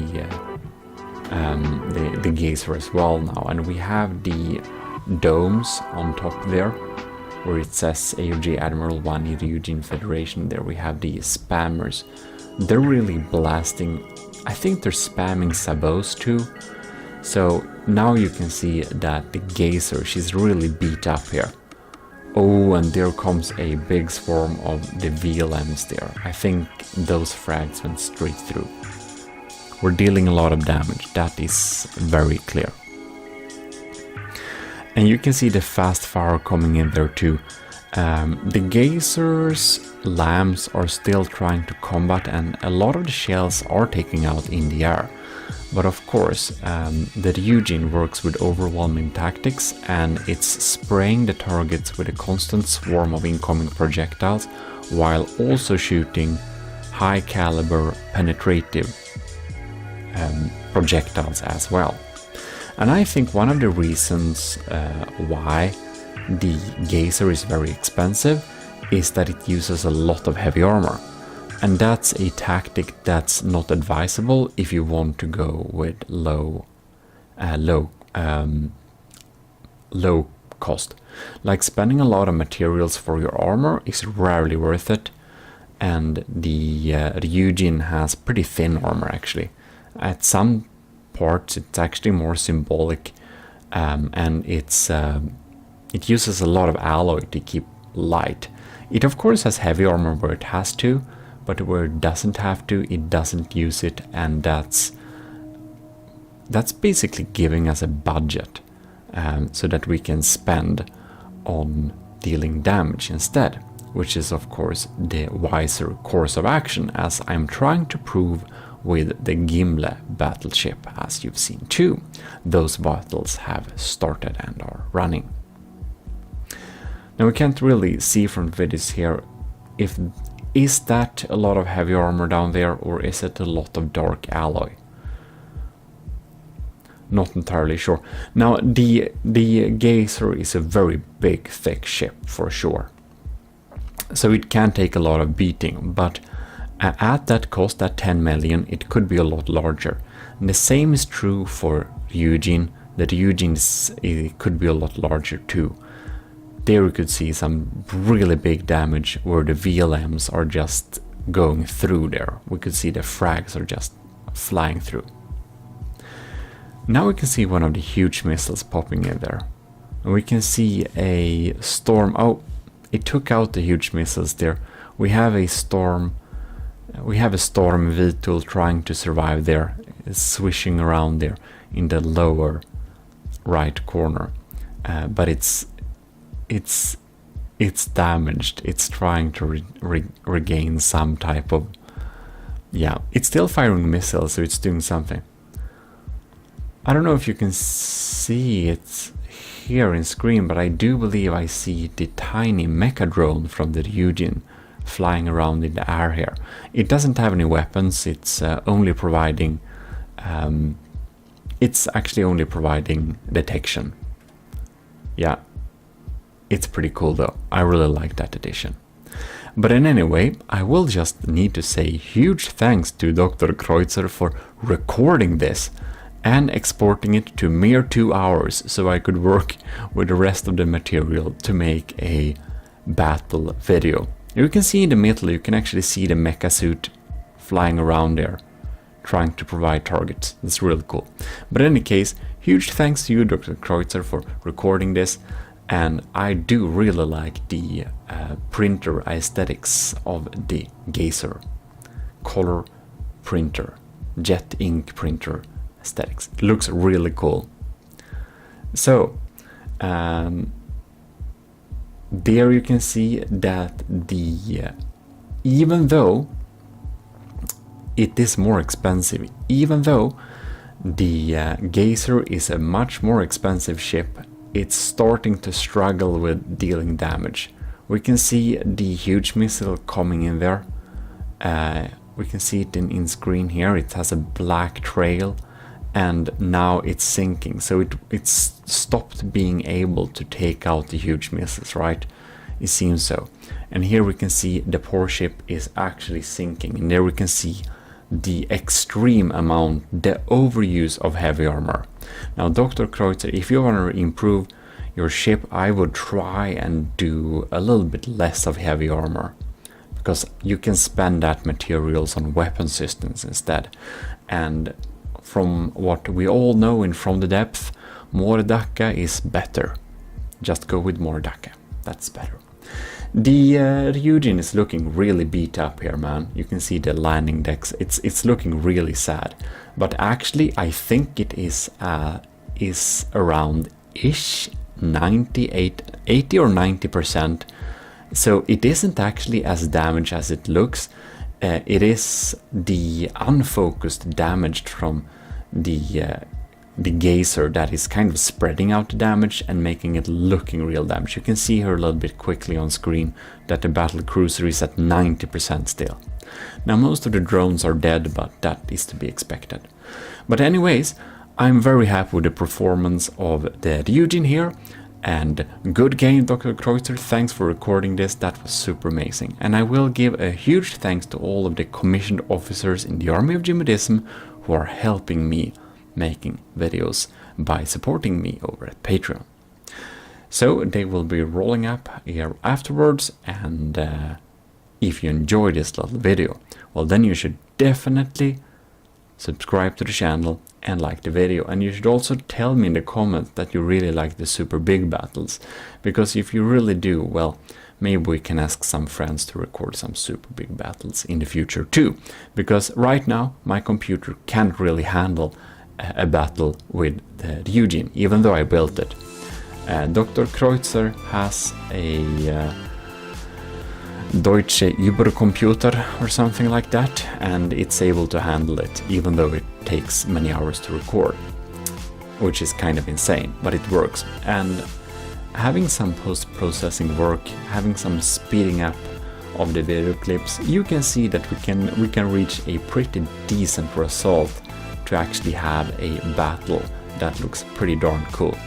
The AOG observer suit, that's the mecha suit, it's at 100% still. That makes me happy. It's still in the air. In any case, hope you enjoyed this little battle. And if you did, I hope I will be seeing you in the future too. As you can see, that Ryujin has won this battle. So with that said, I will only say one thing to conclude this battle, which is Army of GMODISM Invictus. And we are into From the Depth. Let's look at a little slideshow while we talk about what this video is actually about. This video is about the battle carrier. Yes, we are back with the super battle carrier that we made for our Army of GMODISM Admiral LCG Canyon. GMODISM. So this is a quite big ship and we need to battle test it, and I have tried to do that. Here we see some footage of the coming battles. However, this particular battle likes a little bit too much, so we will look at the sped up version later instead. In any case, my computer is not powerful enough to do the battle testing, so I've asked for some help in the community. And you can see the builder of the huge, enormous monstrosity to the right. Well, that's the secret advisor. And he builds really big ships. And thus, because he builds ships of these sizes, we thought that he should probably be able to run this battle. Wrong. Seems he builds very big ships, and the super battle carrier causes some lag too. So what the secret advisor has done is to make a little less laggy version of the super battle carrier by making it not lift by floatiness anymore, but instead lift with extra propellers and extra engines. So in these battle testings we will not actually see the proper battle carrier that will actually be put out on the workshop. Instead we will see a little simplified version, and we cannot showcase the battles with the battle carrier's drones attached. So unfortunately, in these battle testings, the super battle carrier will not be able to utilize its 16 VTOLs that has some pretty good alpha strike potential, because you can see we are faced now with a completely scary, super silly rain of diff shells, just diff rods raining on us. And in fact, the super battle carriers VTOLs were actually using diff guns itself to deal some super heavy alpha damage. So in these testings we will only check the battle capacity of the super battle carrier itself, and not with its actual function being a carrier. So that is what it is, but thanks a lot. We just want to send our huge thanks to the secret advisor who recorded and sent us raw footage to look at. So we will begin with checking out the battle with the Megalodon. And we did before do a little battle test with the Bungalow Bills BBS 5th season. And after those tests, we got some help from Nova Galaxy to provide some extra testings too. We saw that we needed to improve the armor around the engine. So that is what we have done. So now the BBS 5th season can't get a lucky one-shot and kill the forwards propulsion, or the main forwards propulsion. And using some feedback we got from Nova Galaxy, we could improve the ship, and now we're looking at the baseline test. And this battle is not fair in any way. Neither of these battles that we're going to look at in these videos is actually safe. Here you can see the Megalodon could actually penetrate, and these are not the original engines. These are some extra engines that the secret advisor had to add in order to give us the upwards propulsion that the ship originally doesn't use. In any case, the super battle carrier with the VTOLs, it costs 6.5 millions. I don't remember what this kind of version costs, or how much exactly it costs without the VTOLs, but it is in the ballpark of 6 million cost, and the Megalodon is only a 2 million ship, or not even that, it's almost a 2 million ship.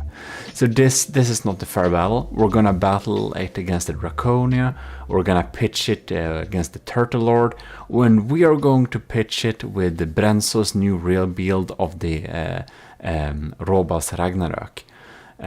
And all of those ships we're going to pitch it against is in the 2 million range, because that's the only sensible battleship sizes.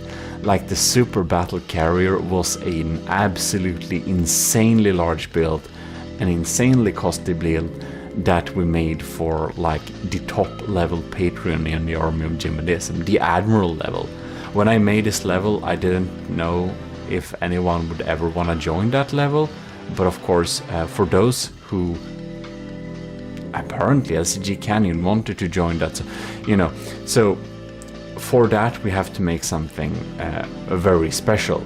And normally what I would do for the Admiral class, that was to build a little fleet, like an array of different ships that can be put together as a battle fleet to like a specific team.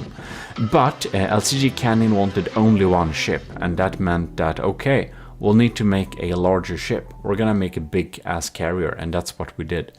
So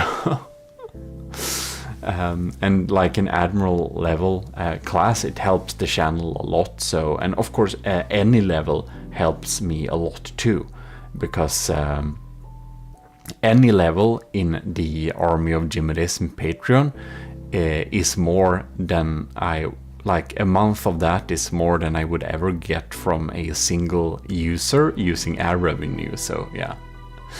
In any case, you can see the missiles. We have the vertical launch missiles. They're going down and taking some aim. And the super battle carrier, I mean, it is built to last. It is built to have some pretty powerful combat performances. But I think we need the next generation computers to be able to even check if to even pitch this against, its own size. I don't know, especially with the VTOLs. That lacks a lot. That's a lot of objects suddenly. Yeah, well, anyways, you can see that the Megalodon still has some capability of taking out these missiles coming down here. But not all of them. We have a pretty big array of vertical launch missiles. So what are they gonna do? Cheers, by the way. Yeah, so that's it. Next up, we're going to test it against the Singularity. The Singularity is a normal thing to test. It's an, airbound thruster craft, and it's also around the 2 million mark. And it's one of the stronger ships in the game. And as you might remember, the Super Battle Carrier utilizes some railguns. We have pure railguns on this ship, and that's mostly because it's cool and less because it's efficient, because rail assisted would be the more efficient thing. But for this we made a pure railgun. So it can be a little bit hard to see when it shoots, because it shoots the shells very fast. And here we have the missile, the turret that fires 3 huge missiles. And the Singularity just spams missile interceptors. So I believe it will be able to slow it down or take it out completely. It's basically a big brick of heavy armor that's floating. That's what it is. Fortunately, we have a lot of railgun shots, and our railgun shells, many of them are sabots. And they will actually, that's the proper counter against, I don't know, basically anything. Sabots are terrible to mix with, no, they're actually not. Sabots are not terrible to mix with chemical shells, because I made one of the best turrets I ever made is my Vigoletta incorporated Marksman 5, and it uses a sabot frag shell. And it deals more damage than a sabot solid warhead body shell. And I did test side by side, and it does more damage. So that's not correct. Just because it puts it down to 25% of the payload, it still may be worth it. In any case, here you can see I have some ERA there, just so you can't one-shot the missiles using a not super large Heshor heat shell. Kind of smart.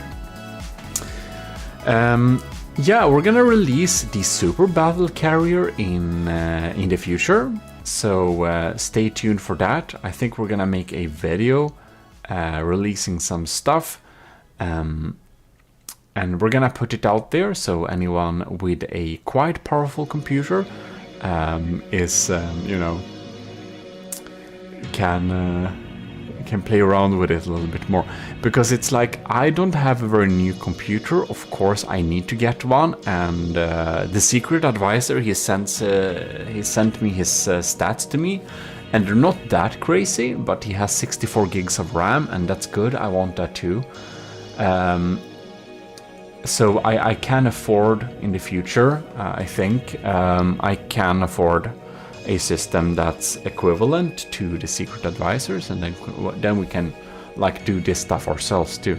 That's super cool. But thanks a lot to our advisor for doing some recording for us and sending it, because you know, and I can't take submissions to battle this thing, unfortunately. Maybe in the future, but not really now, because you know, I can't, you know, force on him to do like 10 different recordings, and it's just weird.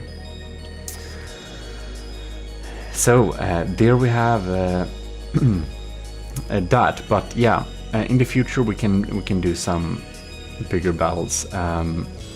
So like a lot of people in our Discord community, if you haven't joined there, you should probably join sometime. But a lot of us don't have the top-notch computers like ever, so if you do, please tell me your FPS when battling with a full super battle carrier, 6.5 million, 16 drones, and one little detection mecha flying around. Pretty cool, but we can't see all of that in this, but this is better than nothing, don't you think?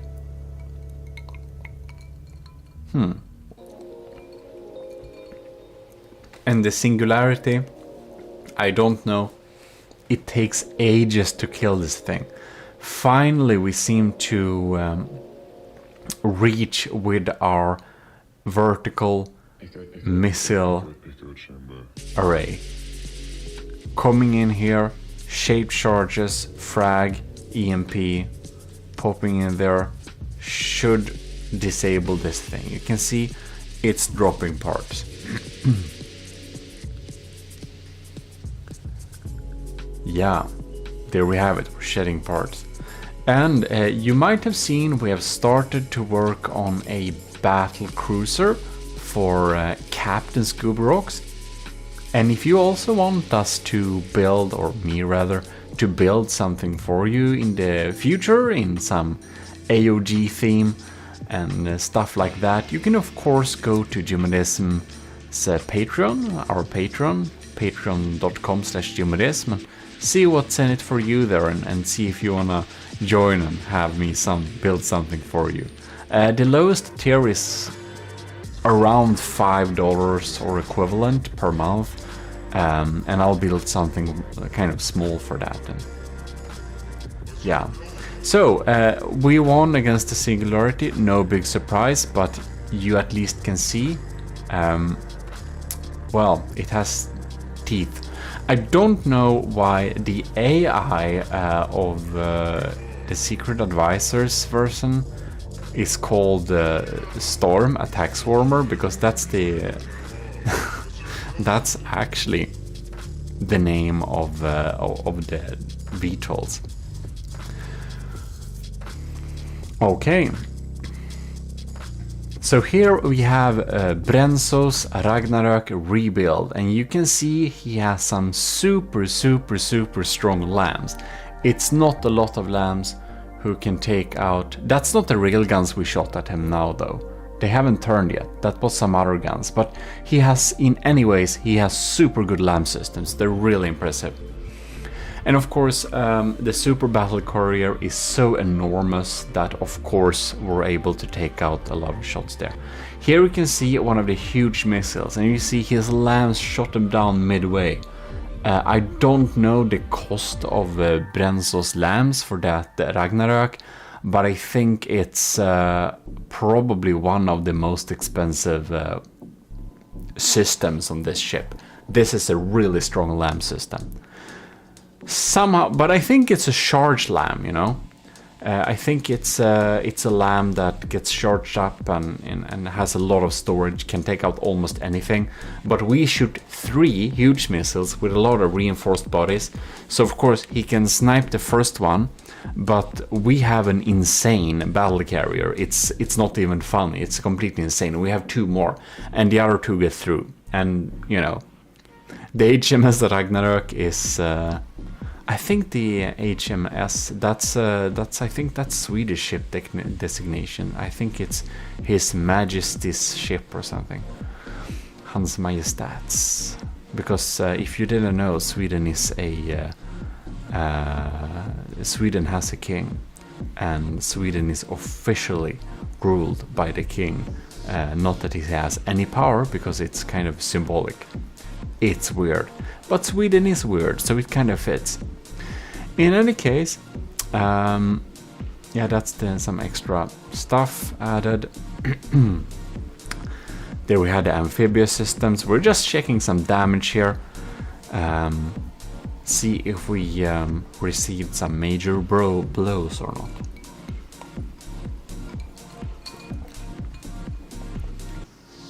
Now, the super battle carrier also utilizes def guns, because we can deal a lot of alpha damage with that.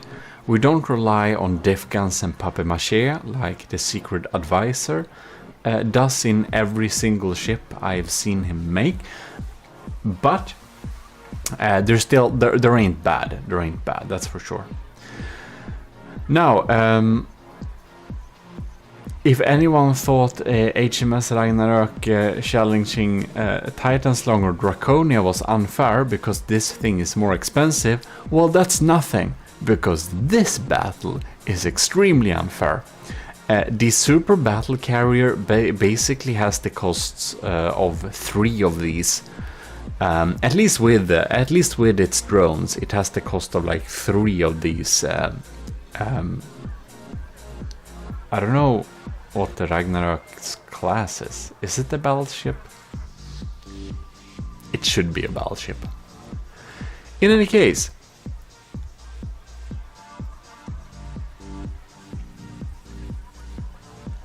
it's trying its best to survive.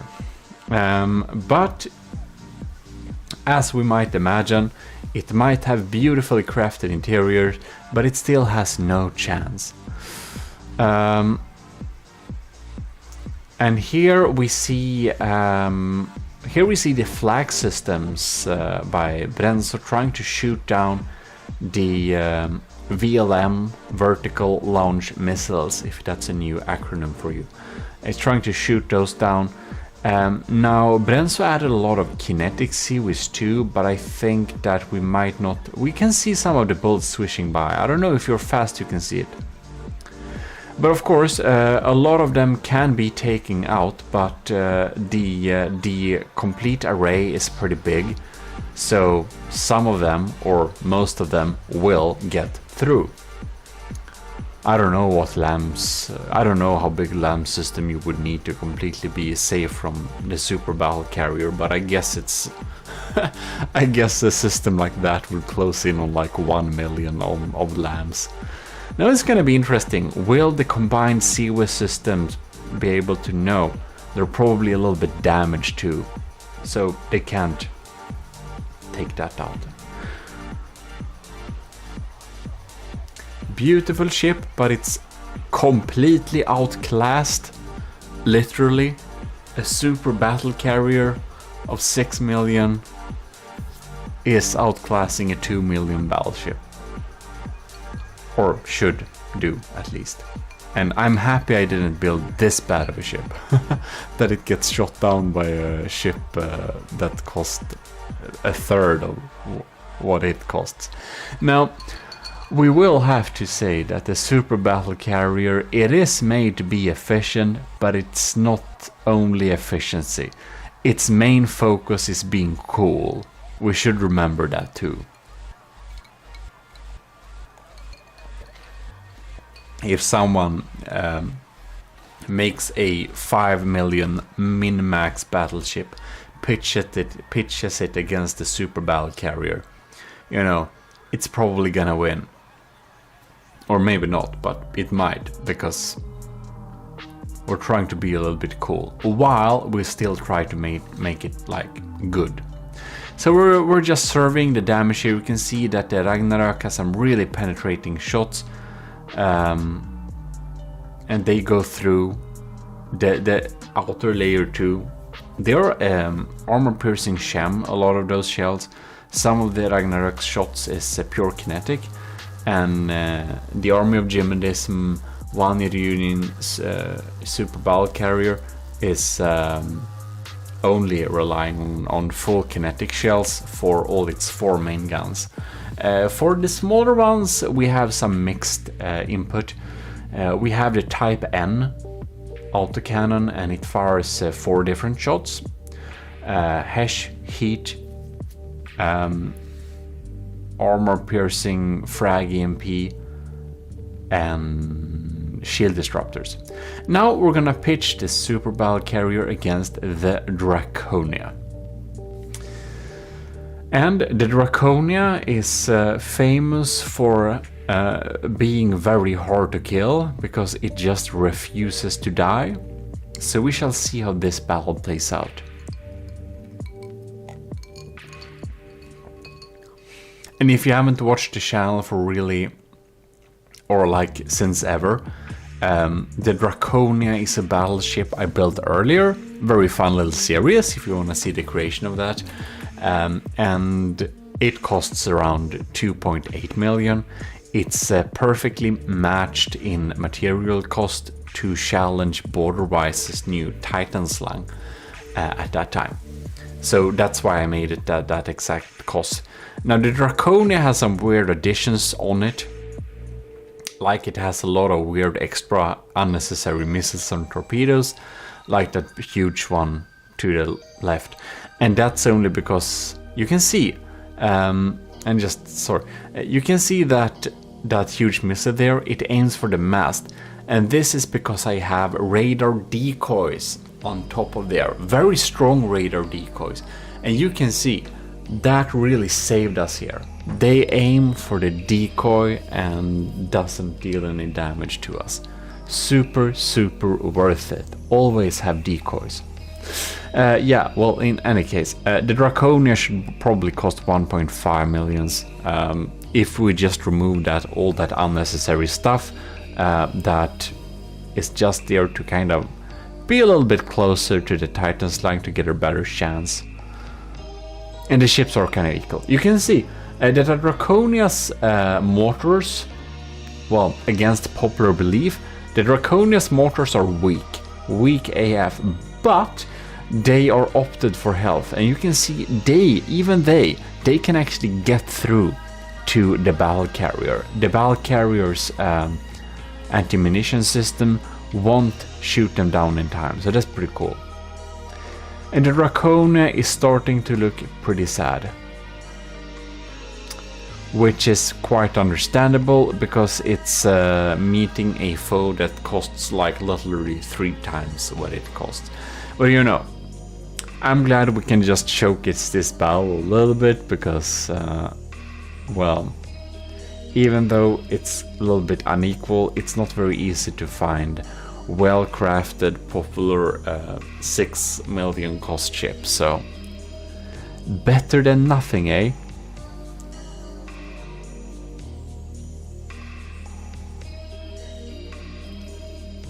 We can see the missile systems on the Draconia and the vertical launch missile systems from the Draconia and the super battle carrier. They're trying to shoot at each other, and the interceptors are trying to meet them. Here we have a big hole. Wow. And here comes the next one.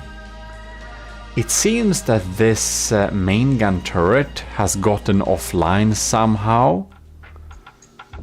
I don't know exactly why, but well. The super battle carrier also has some mortars actually, but the super battle carrier's mortars, or the Wanis, it's a Wani class super battle carrier, it kind of opts for EMP damage more. Those mortars are trying to EMP nuke the enemy.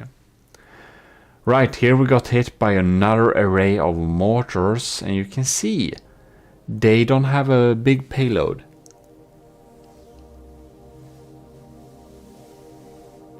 They're just there to confuse and drain the lamp systems, if you didn't know that.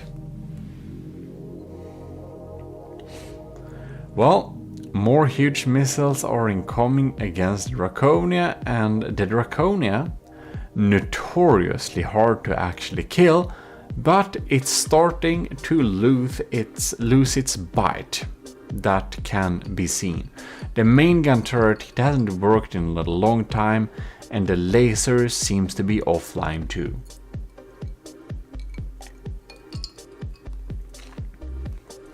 Yup, indeed.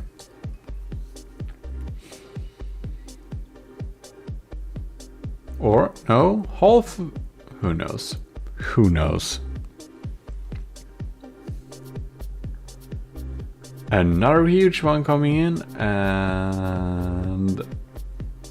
oh, it's aiming for the laser compartment. Ah. Well, Draconia is looking very sad. I want to build a new battleship, by the way. If you don't know it, I don't know when we start that series, but I'm gonna build a battleship and it's gonna beat the Titan Slung, and it's gonna beat the Brensos Ragnarök, and it's going to beat the... I hope it's gonna beat also the BBS 5th season. And I want to try and make it do that with a material disadvantage. So, like being cheaper basically. So, please stay tuned for that. And we're not going to do wood spam diff gun ship. We're going to do a proper not lag ship. Yeah, that's the plan. So stay tuned for that if you haven't already subscribed. Here you can see the missiles reach for each other, and they kind of have a little vertical launch war thing. Very nice. This half turret, it's compartmentalized, the sides are equal, but you can see that somehow the turret has resurrected itself. The Draconia has 4 repair bots. Maybe the EMP mortars from the Super carrier kind of nuked it, like, who knows, nuked the weapon computer. Here you can see the vertical launch missile array from the Super Battle Carrier has been absent against the Draconia for a very long time. I haven't seen anyone hit, and you might wonder what's going on here.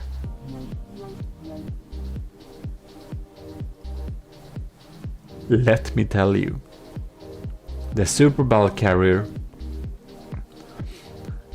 tries to shoot, but the Draconia has decoys as well, like missile decoys, and they also have jammers.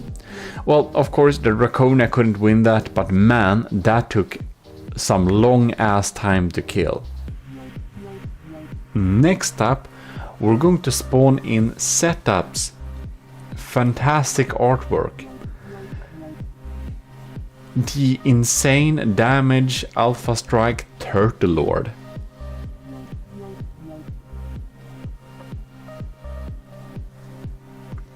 And the Turtle Lord is a very, very strong opponent. I must say, it lags a little bit too, by the way.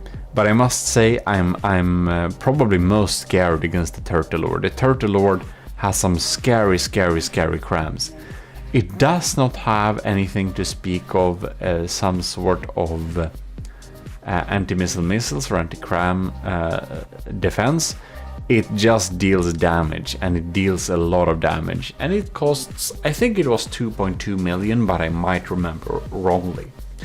Now, the Turtle Lord wins against the Draconia anytime, and I wouldn't be surprised if the Turtle Lord wins against the Brensos Ragnarök refit either, because this thing just overwhelms basically any defenses with just a lot of diff rods and cram shells.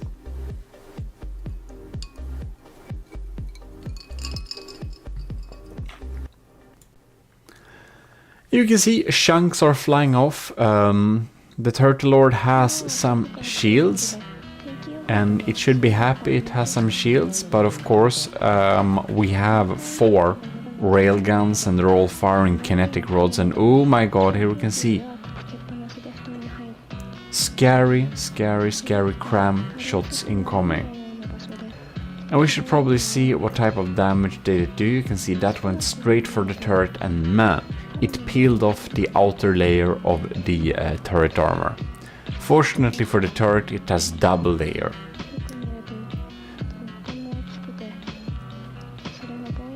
And there you can see it's trying to shoot down the incoming crams, the missiles, the lambs and everything kind of tries to combine to destroy it. So it's of course weaker when it hits, and that's something you might not know about. Of course you want to destroy incoming projectiles completely if you can, but if you just damage them, they will be weaker. So it's actually worth it to deal some damage. You can see that cram shot would have been really scary if we had damaged it. Here we have the mortars. Haven't seen the mortars from, well, here we have the mortars. So let's follow the mortars and see if these scary boys will be able to deal any damage against the super battle carrier. The lamb nodes has noticed them and starts to shoot them down. Some interceptors popping here too.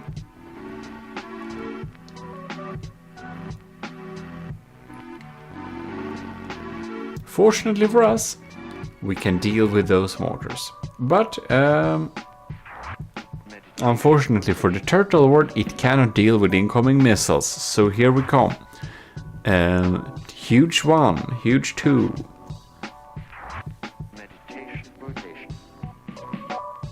And they have some pretty big explosive damage and just removes a chunk. Another little cram blast coming in here. And the lambs keep track of it. You know, Secret Advisor, you can like control tab, I think it, or shift caps lock. Shift's caps lock it is, and you can lock on to incoming projectiles if you don't know that. I have a tutorial about camera control too if anyone wants to check it out. It's in the instance. Right.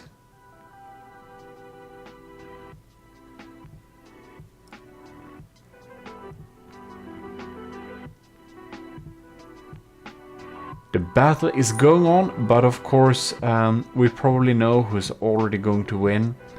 We're gonna check in with the Turtle Lord in a little bit. You can see up there the crams keep coming, but they ain't reaching its mark. Here we can see a lot of meat red blocks, and the Turtle Lord is starting to become very sad.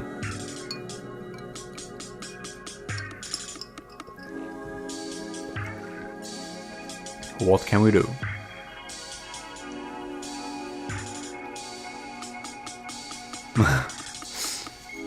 And up there in the air we can see all those interceptors are really trying to deal with those mortars incoming there. And you can see the Turtle Lord has some crazy alpha strike potential. Those cram barrages, oh my god, you can see it's damage everywhere. And not a lot of ships can actually damage this thing. You'll need some sophisticated weapons to get through those lambs and missile interceptors and diff Seawiz and normal flak Seawiz and kinetic Seawiz. It has everything. The super battle carrier, that is. And there you can see the Turtle Lord is very sad. Here we have this monstrosity. This is from the Secret Advisor. And this is a wooden, empty husk of a ship. It's papier-mâché, I would call it, and it's just filled with def guns. That's all it is. This is the Paper Naginata class Frontier, and it is much cheaper, much cheaper than anything it faced. But you can see the meme of this thing. Like, look at this. Oh my god, how can the game even calculate this? Who knows?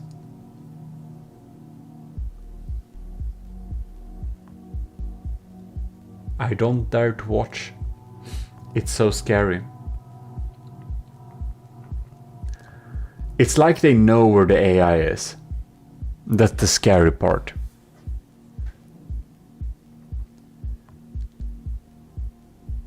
And there you can see it like removed 3% of this monstrosity. Look, the turrets. What happened? We jinxed ourselves. It did hit the AI compartment. The main weapon systems are now offline. You can see that hole? That's absolutely crazy. The AI got deleted. So yeah, it got a lucky hit. So against this particular ship, we're gonna do a best of 3. So let the super battle carrier and the diff gun wooden monstrosity spawn again, and let's see who is the stronger one.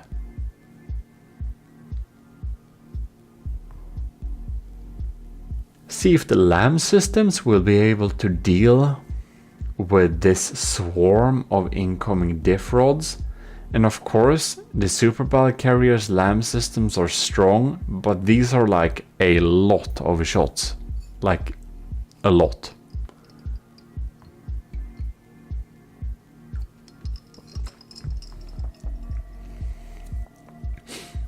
And there we have it.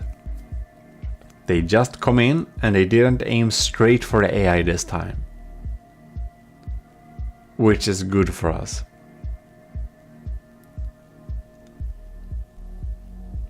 Another rod rain. These are scary. This is some scary stuff, man. When it's raining rods like that, it's like, oh lord, how is this allowed in the game? Why is there diff guns? Why?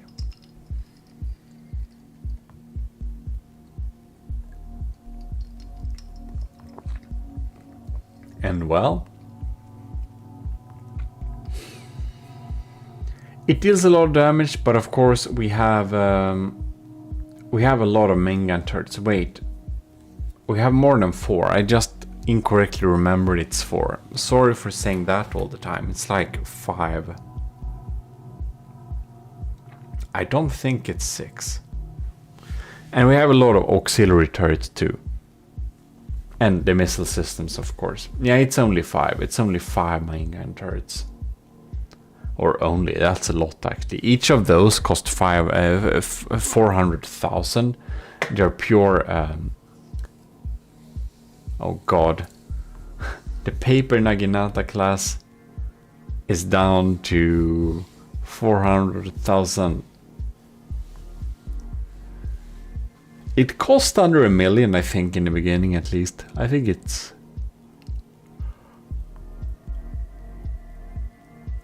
Who knows, actually. Well, here we have the monstrosity. You can see all those diff guns popping in there. This is just absolutely crazy.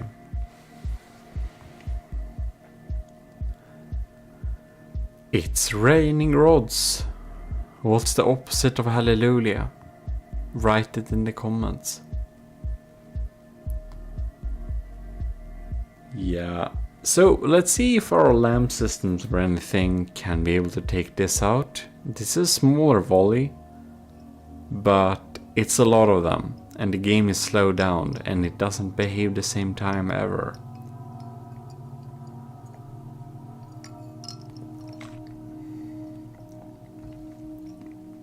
Yes. Cheers again, by the way. Here we have an horrible swarm of incoming rods. I think all of these are hash, or they are hash with a secondary attachment of explosive or something like that.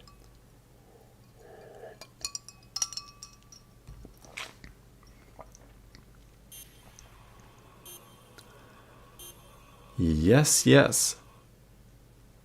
This turret looks a little bit sad, but you can see it actually survived that blast. They're pretty resilient. And each of those railgun turrets costs 500,000 materials. No, 400,000. So they're expensive. And they don't even provide their own power. You'll need to supply that separately. Almost, but you know.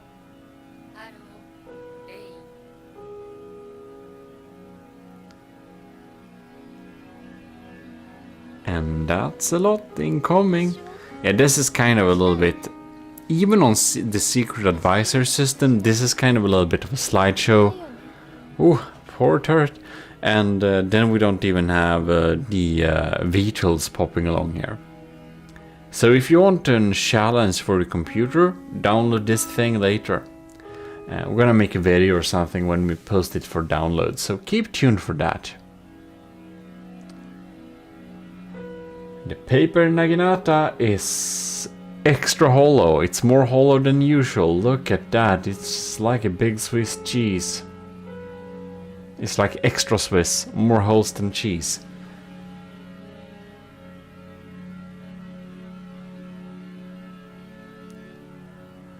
Oh yeah. And it's so thin that some of the missiles actually just go through the bottom.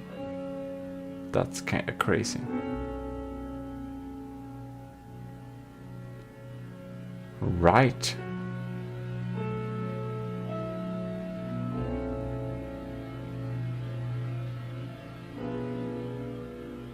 Lots of damage.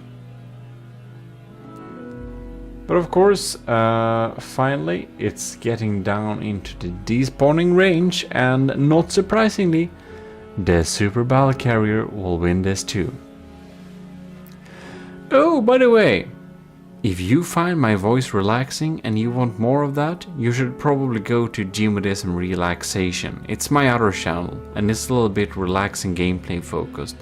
You can check something out there and see if there is something you like, and if you want to make me anything more of a certain topic there, you can indeed tell me. And we might do it. On that note, we have a Twitch. I have been so horribly bad at streaming this week, but I intend to stream almost daily in the future, so if you haven't followed me there, you should probably do that too. And on my GMODIST channel, all of the VODs will pop down, and I think some future tech tutorials will pop down there too. Well, anyways, there we have it. The paper naginata is a little bit sad. We need to, of course, do one more little round. And it's a best of 3, so we'll see. Will the paper naginata be lucky, or will we be lucky? God, that's a lot of rods. That's just absolutely insane. If someone like captures this and reposts it and speed it up to with a like speed up app to like, I don't know, 8x, yeah, that would be really... God damn it, I don't remember. It's like sometimes I start saying something I just forget. And that's just because I'm a little bit tired, because I kind of woke up a little bit too early. Man, anyways. Did I say some weird shit in this little recording? If I said some really weird shit, please post it in the comments for me to know, because otherwise I don't know if I said some weird shit. Anyways, cheers again. Yeah. Anyways, the GMODIST channel. You can subscribe there too. Oh my god, that thing got deleted. The big turret, 400k. Oh no.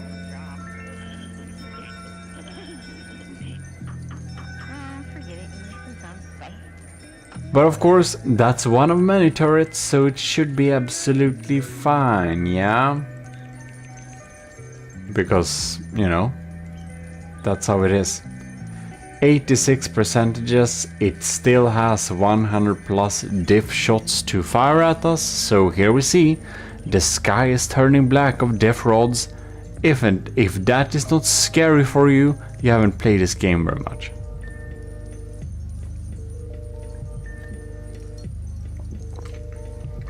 Or, well, you could play this game for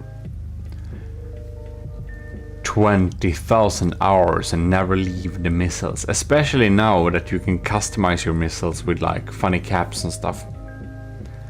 We need to do that. I want to make all my missiles pointy, like in Aladdin. Anyways, we haven't played around with that quite yet. But we have played around with def guns a little bit too much, I feel like. But the secret advisor, you should probably try cram volleys.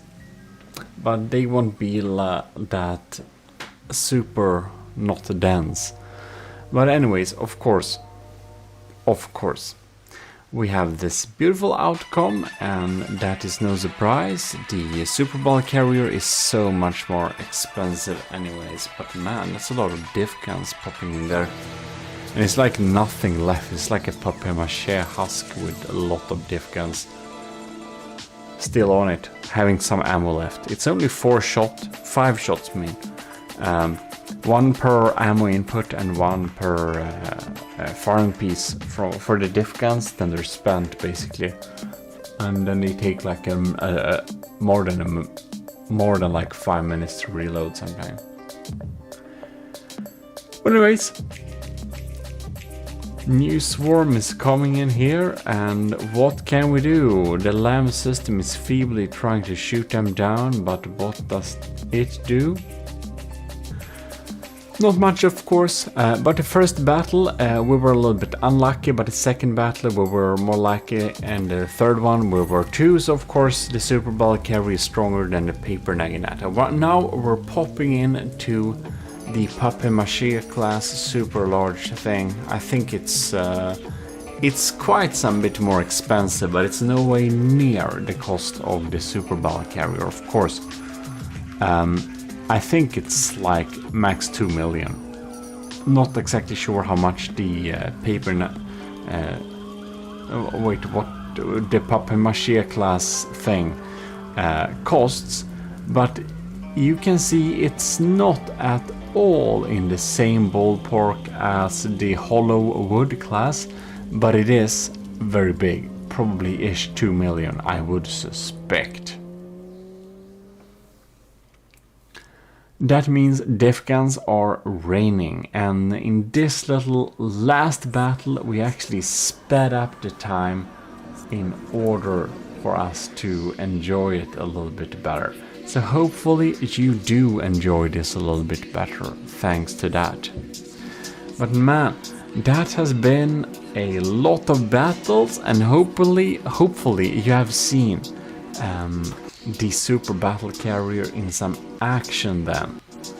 You can see it's very sad getting shot at like that, and that kind of makes sense. But in any way, if you want to support the channel, please go to my homepage gmodism.com, and we have /support, and you can see where you can buy some merch, donate, just, I don't know, share our videos and like them to make sure they get better streams. Like a lot of ways to do some support. In any case, here you see it, very sad.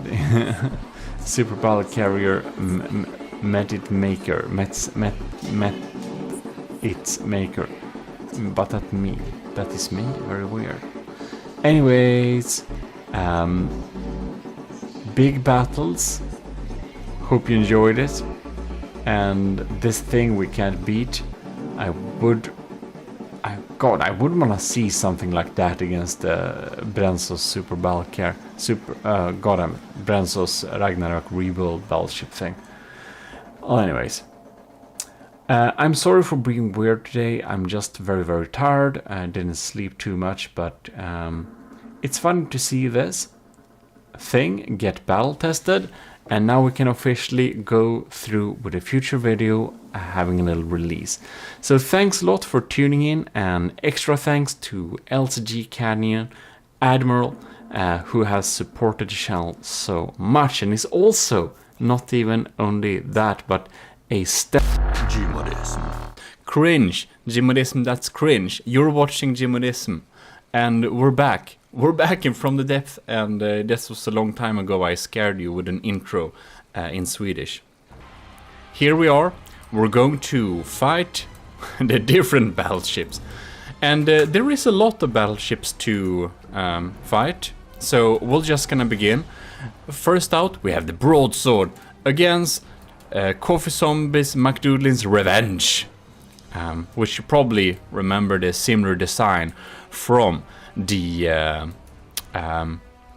steampunk tournament, and if you haven't seen that, you have to watch that right now. Anyways, we have a lot of simple weapons here. Oh god, because we have so many battleships, we won't look at like the rules are really loose, so we don't really look at them super in detail, of course. Oh god, that looks dangerous. Is that a melee? I did not allow melee though, but whatever. Everyone will be facing my broadsword, so it's not a proper tournament, it's basically a challenge thing, and we got a lot of submissions. So let us start this battle to actually get some action going. Oh, what happened here? We need to slow down time. You know what we also need to do? I need to lower my graphics settings. We're playing full graphics. There we go. The battle can finally continue. With lowest settings. Now we're playing in shit quality. So, god, that's so many simple weapons though. Oh, the broadsword. Come on, get into melee side. The lambs are targeting the simple weapons. Oh no, that's a lot of scary EMP coming in there. The APS cannon is spamming shots. Oh, what's happening here? The broadsword is coming in and doing that. Broadsword is coming in and doing that. Amazing. 10 FPS. I kind of wonder if we can enable the PC or B whatever shaders, because this looks a little bit too crap. Maybe that's what's the thing. Anyways, should be something like that. I don't know if that did anything, but I'm kind of very sad that the cram shells are very not, you know, shiny. Well, here is a proper. Whoa. What's happening here? The broadsword is 9 to 95 percentages. Oh no. Come on, crams. Fire. Alright. Coffee Zombies McDoodlin's Revenge. I think he is trying to take a revenge on me now. Seems like it. Wow.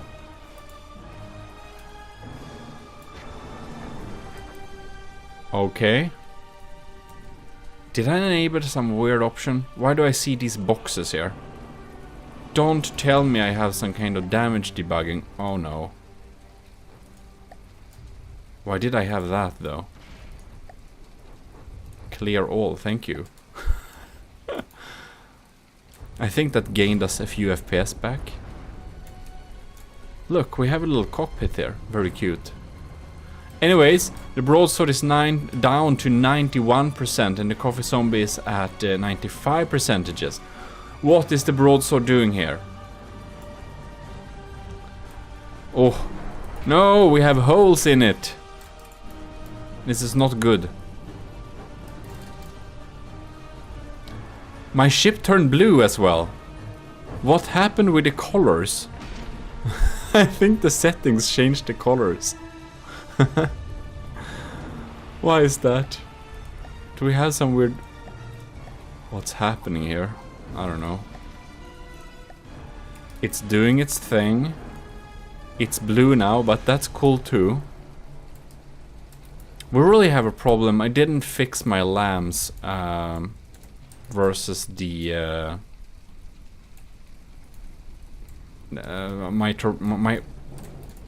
I have my harpoons and the lambs target my own harpoons. It's really bad.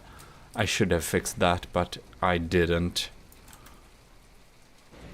Anyways, I'm guessing we're actually reaching the small weapons like max limit probably.